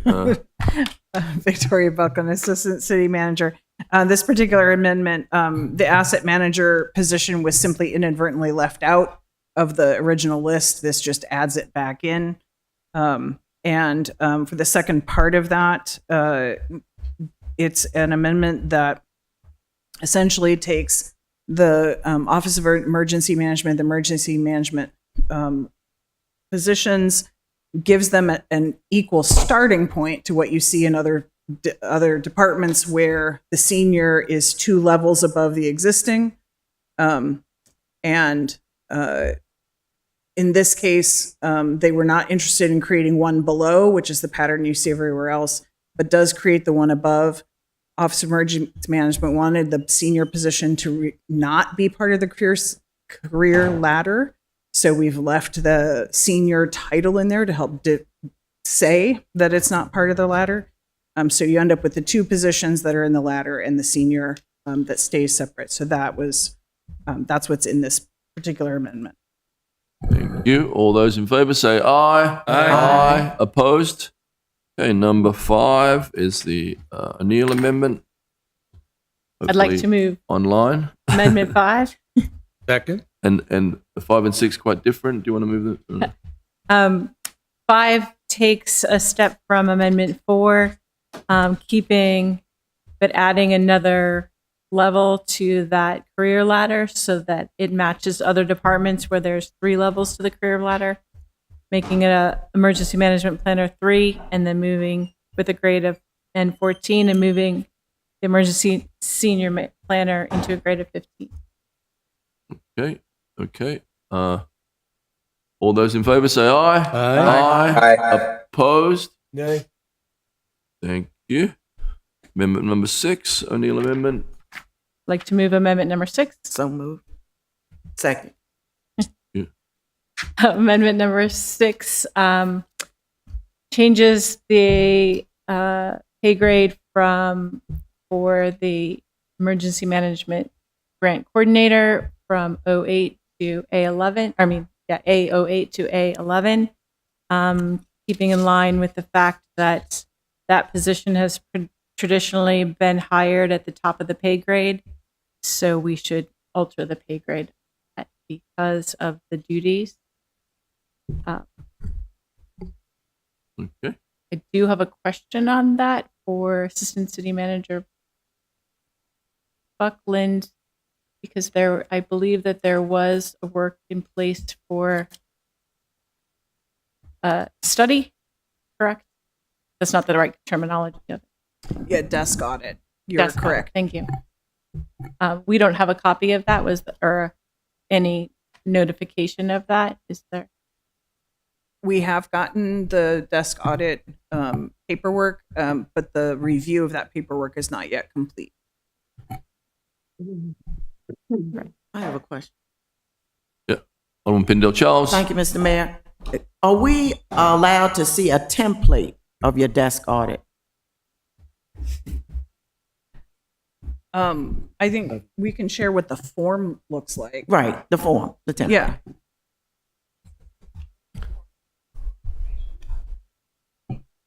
You want to speak into it? Like this was left on.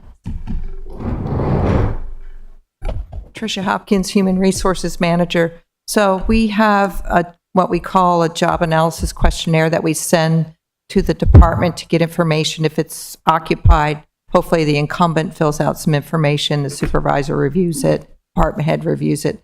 That's what we get back and start our interactive process on that. I don't want to see the information that's filled in the blanks. I just want You to want see the blank document? The blank document. I like to see that. Yeah, okay. Okay, thank you so Yeah, much. it's our process, so not a problem. Okay, thanks. Yeah. Alderman Huntley. I'm not sure if there's a question for Ms. Hopkins or Alderwoman O'Neill, but I understand your logic around increasing the grade that's getting higher to the top, but why bump it up 3? My calculation was that the last 2 hires in that particular position was actually their pay grades started at the bottom rung of 11. So if that is where they're being hired, then that would give them the best opportunity to move through the city without hitting the top of their pay grade. And grants are going to be harder to get. Okay.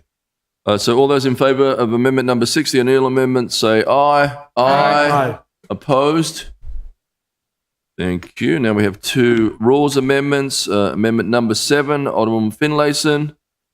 Thank you, Mr. Mayor. Amendment 7, well, first of all, I'll move Amendment 7. Second. Thank you. It is cleaning up some work we began last year with the deputy city manager. If you recall, he had been placed on the wrong salary rung for some time, and we were able to fix part of that, but we were never able to change his grade. And so this action does just that, moving him from an N17 to an N18. Okay. Aye. All those in favor, say aye. Aye. Opposed? Nay. Thank you. Amendment number 8, Shandemeyer from Rules. So moved. Second. Thank Thank you. you, Mr. Mayor. This changes assistant city clerk back to deputy. After it was explained the duties, positions, and responsibilities, the deputy title made more sense. It is explained out how these terms are not interchangeable, but they actually hold meaning and weight. And this change in title reflects that. All those in favor, say aye. Aye. Opposed? Thank you. Can I get a motion on this as amended? So moved. Second. All those in favor, say aye. Aye. Okay, and then ready to adopt this as amended. Could I get a motion? So moved. Second. Okay, Madam City Clerk, please call the roll. Yes, sir. Mayor Buckley? Aye. Alderman Arnett? Aye. Alderman Huntley? Aye. Alderwoman O'Neill? Aye. Alderwoman Pendle Charles? Aye. Alderwoman Finlayson? Aye. Alderman Shandemeyer? Aye. Alderman Gay? Aye. Alderman Sack? Aye. Resolution passed. All right. Can we please present the next controversial amendment, Mr. City Manager? Oh, sorry, City Attorney. The one that Ross, Sheila, and I don't really care about. Mr. City Attorney, please present the next on the agenda. Yes, sir. The next item on the agenda is Resolution R820. So moved. So moved. I'm sorry. I thought you said something. Resolution R825, Mayor, Alderperson, and City Manager compensation. So moved. All right. Any discussion? Alderman Arnett. Not so much a discussion, Mr. Mayor, but a clarification. This resolution is merely accepting from the council the report made by the committee.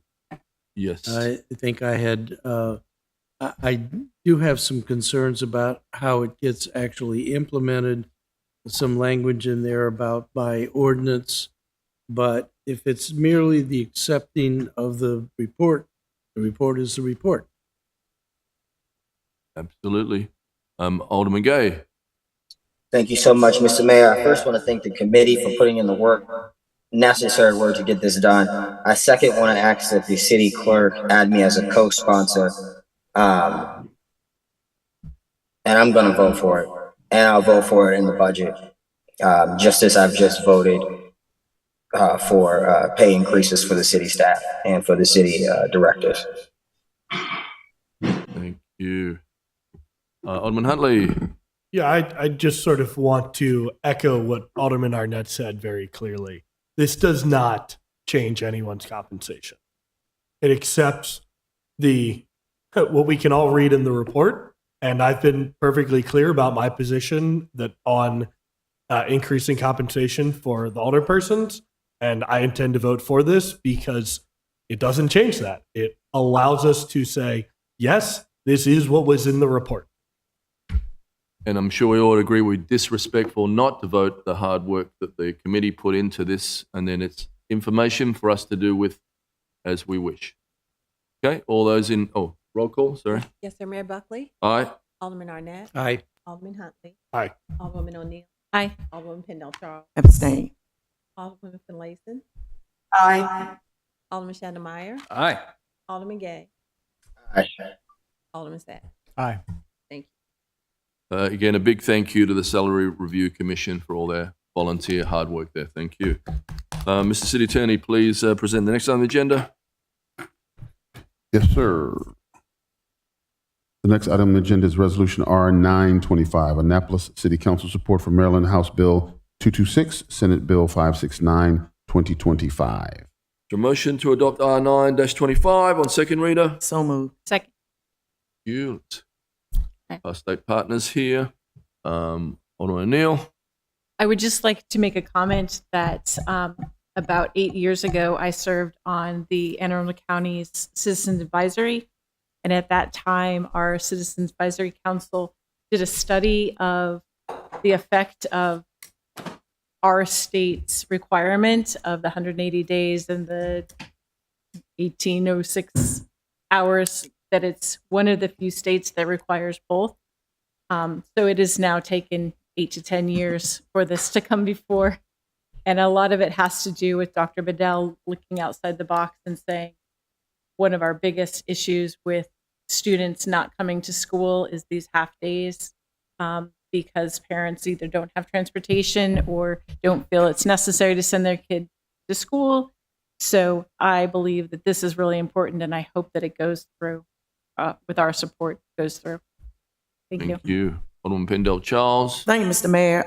Dr. Bedell's staff came to me and asked me would I put this forward. I had met with them on several occasions. I let them take a look at it before I submitted it to our Office of Law. So I'm glad that we are moving in the right direction with a new superintendent. Thank you. Thank you. Madam City Clerk. Yes, Mayor Buckley? Aye. Alderman Arnett? Abstain. Alderman Huntley? Aye. Alderwoman O'Neill? Aye. Alderwoman Pendle Charles? Aye. Alderwoman Finlayson? Aye. Alderman Shannon Meyer? Alderman Gay? Aye. Alderman Sapp? Aye. Mr. City Attorney, please present the next item on the agenda. Yes, sir. The next item on the agenda is ordinances. Our second reader, O2324, parking and towing regulations. We get a motion on O-23-24. So moved. Second. Thank you. All those in favor say aye. Aye. Or did you didn't put your hand up? I just had a question. We were concerned the last time this came before us about it. It was the whole point was that it's only for the ones that are too big, for cars that are too big, right? And I don't see an amendment. That was the reason we delayed this, right? So my question is, did we actually amend it? We did have someone from transportation here, but I don't see him here anymore. City manager. We did have a a text amendment.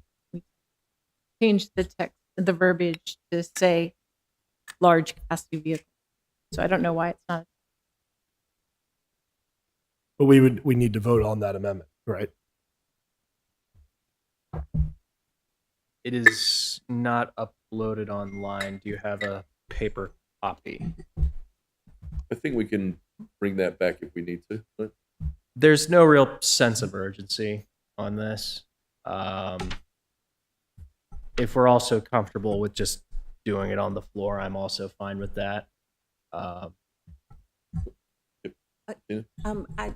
think that the thought was just to extend the towing licensing process beyond the city limits more than 1 mile. So that gives you the opportunity to contract towing companies that had vehicles that could tow large.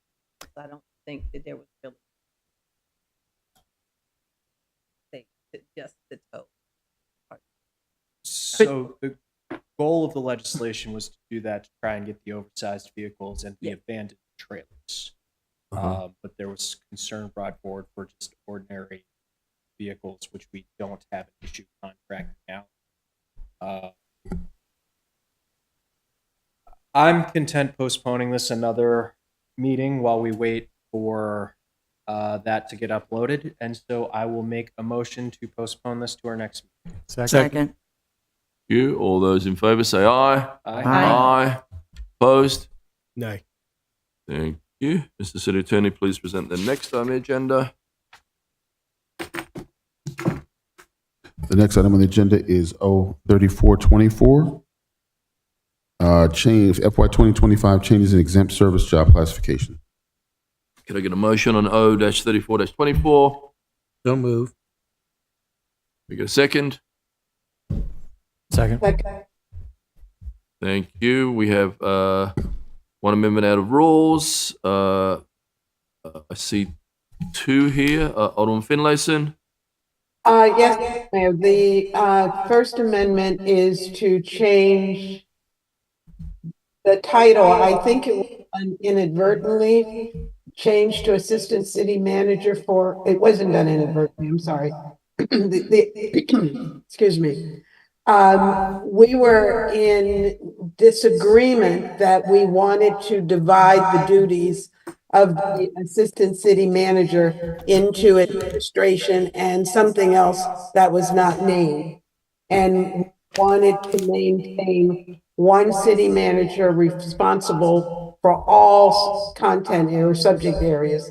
So we wanted to keep the original city manager and not amend it to include administration. And can I get a second on that motion that you're moving, please? Second. Thank you. Alderman Gay. Thank you. I was just going to make a motion. It's already seconded that we carry amendments 1, 2, and 3, which are all technical amendments that we discussed in great detail at the work session. To name changes based off of staff recommendations.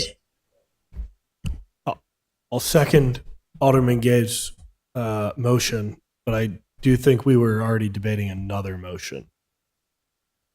I think we're still on a motion number one. Yeah. Motion number one really was not a technical amendment. It was actually changing the responsibility to Assistant City Manager for administration. So that wasn't a technical change. That was a programmatic change. Okay. Any other discussion on that? Point of order, what's discussion on? On the amendment number one, and can you repeat that, please, Alderman Finlayson? Yes, the new language would change the title to Assistant City Manager for Administration.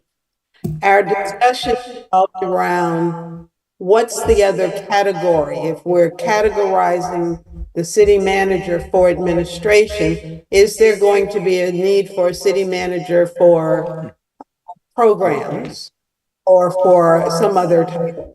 So we decided that we thought just the traditional Assistant City Manager terminology was sufficient. And I'll just go to the city manager on that, please. Michael Malinoff, City Manager. I think the discussion's best example is, I think, Alderman Savage's amendment. Basically, what the consultants were doing was saying you have a deputy city manager for resiliency. So let's point out what the assistant city manager's focus is, and that's general administration. And then the third amendment will be deputy city manager for administration. So it won't change much of what they do. It just streamlines and makes their job titles comparable and I think more understandable. Okay, Alderman Savage. Yeah, I don't support the amendment because I do want to give the city manager the ability to organize the office how they see fit. And this seems like it makes sense to me. We've done it before with resilience and sustainability, and this again seems appropriate. You okay? Any other discussion on amendment number 1 out of rules? Alderman Arnett. Technical question, if we pass 1 and then go to 3, it obviates 1. So your amendment 3 makes it a dead. All right. I think Alderman Arnett's right. Okay, all those in favor say aye. Aye. Opposed? Nay. We'll do a roll call. Mayor Buckley, Aye. Alderman Arnett. I don't. That's not a choice. We'll call that an abstain. I lost my papers. I abstain. Okay. Alderman Huntley, Nay. Alderwoman O'Neill, Nay. Alderwoman Fennell Charles, Abstain. Alderwoman Finlayson, Aye. Alderman Shannemeyer, Aye. Alderman Gay, Aye. Alderman Savage. No.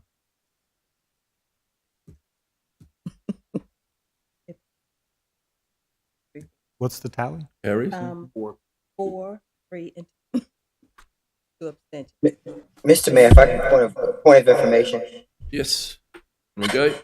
I get confused. And correct me if I'm wrong, the abstention is only supposed to be used in extenuating circumstances. Or are we just allowed to abstain on every vote? I think if you were to abstain on every vote, Alderman Gay, you might have trouble in September or November. But I do believe it's allowed in the code. I'm just asking for clarity on how it's used in Robert's rules, and more in particular because I'm nervous and the point that we may get into a situation where legislation is killed on a vote. I mean, because nobody's voting. Mr. City Attorney. Abstentions are appropriate. And let's talk to the abstention person. Pendle Charles. Well, I'll say this. I've been here over 11 years, and I can probably count on one hand how many times I've abstained. You So did it's it not 11 an times always. It's tonight. an always that I vote. Just today. All right, now we've got amendment number 2, Alderman Finlayson. Yes. These are just amendment- corrections, typos. I will move Amendment 2. We get a second, please. Second. Amendment 2 is a technical amendment. The name of the department is Human Resources. The typo reads Human Services. It is not the Human Services Department. It is the Human. That's more interesting. You can't challenge the English teacher. Okay, all those in favor say aye. Aye. Aye. Opposed? Thank you. Alderman, I got a third amendment. Alderman Savage. So moved. Second. So this, it doesn't matter what happened with Amendment 1. because all it would do is change it in that case from assistant city manager to deputy city manager. But deputy city manager for administration. No, because the actual motion just strikes assistant, replaces with deputy, because I didn't know what was going to happen with one. Just ignore the amendment summary. Look at the motion. Okay. All right.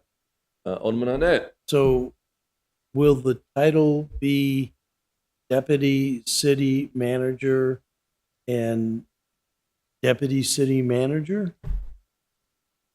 That's we a will good have point. two deputies. I'm going to go to the assistant city manager to clarify for us all. May I? Michael Malinoff, city manager. You see that a lot. We already have one that's deputy city manager for resiliency. So the consultants did often ask, what's the difference? Why is one an assistant and doing all the administrative and the other is a deputy and doing more environmental? So it makes sense from a classification standpoint, so that it's not making you think that one's lower than the other necessarily. But the way this is being presented, one is actually higher than the other. If you're the deputy city manager, and then there's a deputy city manager for resiliency and sustainability, you might well assume that the deputy city manager also has sustainability and resiliency. That's why I like having it deputy city manager for administration. I think I've seen this on The Office. Sorry. I think Alderman Arnett makes a very good point here. It's a little weird to have a deputy city manager for sustainability and resilience and then just have a deputy city manager. That seems odd. I would not set it up like that. So, I'm for the idea of moving from assistant city manager to deputy city manager, but it's going to be awkward now that we've passed Amendment 1.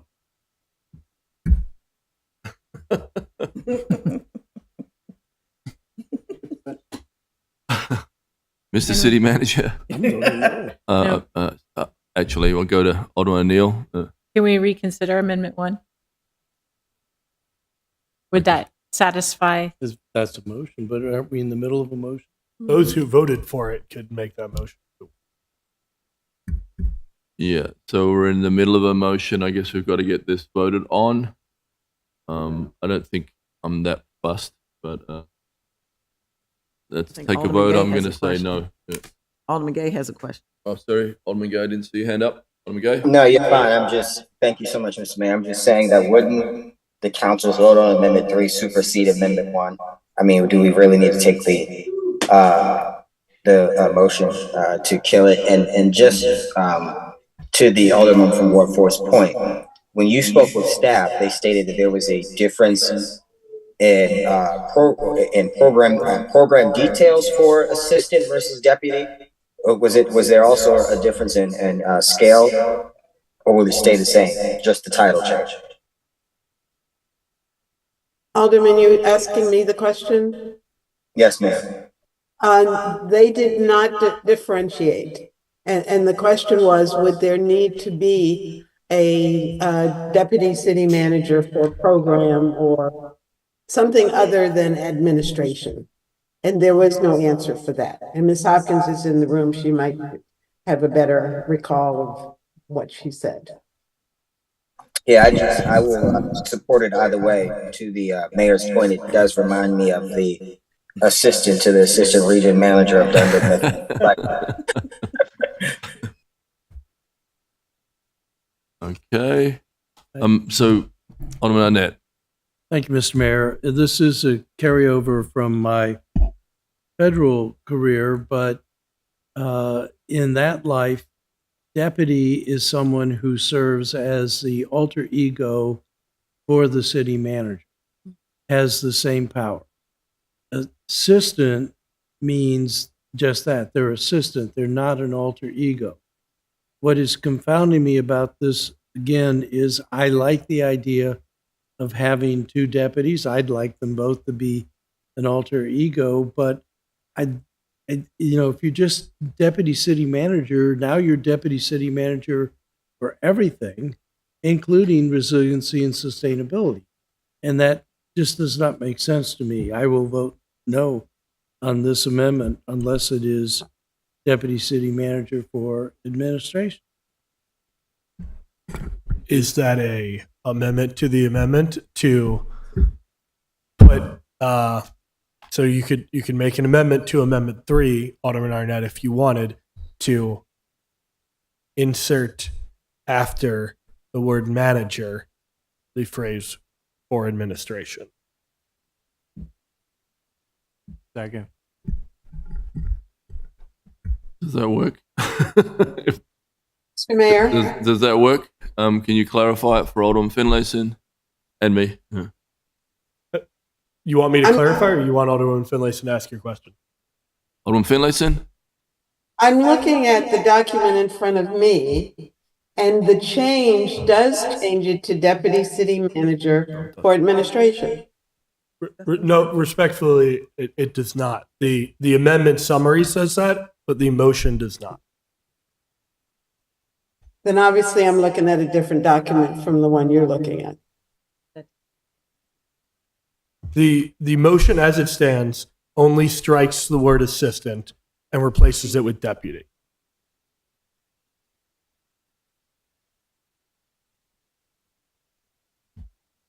But now your friendly amendment's been seconded, right? Yep. Okay, so I've made a motion second to amend this amendment. Alderman Arnett has seconded it, or the other way around. It's already been done and it has Cool. a second. Great. So we're talking about that. Does anybody have any more debate on it? If not, Mr. Mayor, you want to call for us to vote on the amendment to the amendment? So just for clarity, and for myself and the general, I'm sorry, Mr. Mayor, point of information. Are we voting on, because I like the Alderwoman, I'm looking at the amendment summary here. It says that it adds deputy city manager for administration, and then to the Alderman's point from Ward 1, it just says it adds deputy. So is your amendment adding for administration, or what's going on the floor there? So We'll let Regina. I was just saying earlier, Alderman Savage said the summary statement did not match the amendment. The motion language for the amendment.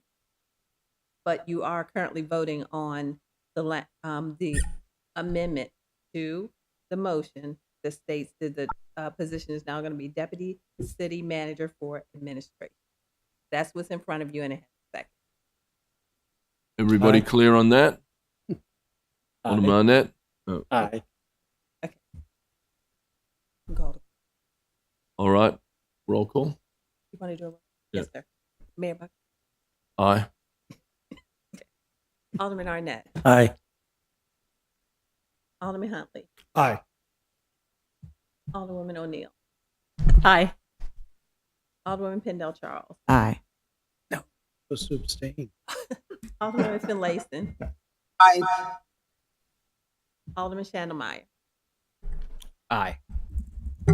Alderman Gay. Aye. And Alderman Savage. Aye. Okay. It passed. We need. Like to move. That amendment. Done? The amendment. Okay. Okay. Can I get a vote on it? The amendment as amended? No, So moved. You're done. You're done. We're done? You're done. Okay. Great. Awesome. Okay. Adopt as Mr. City amended on Attorney. second reading. Okay. do the ordinance. Yes, On But- as amended on second reading. but Like to move the ordinance on second. I reading. have another amendment to the ordinance, which is on page 16 of 16. It says, "The ordinance shall take effect upon passage." I don't believe it takes effect until the charter amendment takes effect. So I think it should say that it takes effect upon the completion of the charter amendment or some appropriate legal length. Thank you, Alderman Arnett. Could I get a second on that, please? Second. Second. Okay. All those in favor say aye. Aye. Opposed? Thank you. Can I get a motion on it as amended? So move. Roll. Or is it- Huh? All those in favor, say aye. Aye. Aye. Opposed? Abstain. Third reader. Can I get a motion on third reader, please? Second. Roll call. Yes, sir. Mayor Buckley? Aye. Alderman Arnett? Abstain. Aye. Alderman Huntley? Aye. Alderwoman O'Neill? Aye. Alderwoman Pinnell Charles? Abstain. Oh my God. Okay. Alderwoman Finlayson? Aye. Alderman Shannon Meyer? Aye. Alderman Gay? Aye. And Alderman Savage. Aye. This ordinance passed. Right. Mr. City Attorney, please present the next on the agenda. That concludes the agenda, Mr. Mayor. Okay, is there anything else for good order? Always is from Alderman O'Neill. Thank you. Can we, Thank you so much. I have two things. One, I would strongly invite anybody that is willing and able to come tomorrow night to the listening session, 6 to 8 p.m. at First Baptist Church on West Washington Street. It is a listening session, and just to be known that all elected officials will be given a roll of tape when they walk in to put over their mouth, because it is a listening session and it's not a time there for us to all be standing at the podium. My second one is I have a huge plea for assistance with Food Fridays this coming Friday. For whatever reason, I have 7 of my regular drivers out, which puts a huge damper in our ability to get the 296 boxes out. So if you are free between 11 and 12:30 on Friday, please let me know. Thank you. Thank you. Mr. Mayor? Alderman Arnett. I would like to extend thanks to the HR director and the assistant city manager for their diligence and patience with us. They did a lot of work, and this was a tough job. And I think Mr. Mayor. Alderman Gay. And just echoing what you stated earlier, obviously we had a series of unfortunate events in the city this past weekend, and one even in Eastport Terrace and Harbor House, and APD responded so fast, and they took care of the situation. And look, I know that there's fodder out there about how it was communicated. The bottom line is that somebody shot a gun and the police responded and took care of it. And I think that's what we ask for at the end of the day as elected officials. And so thank you to the police department. Thank you. Anything else? Could I get a motion to adjourn? Second. All those in favor say aye. Aye. Aye. Meeting adjourned.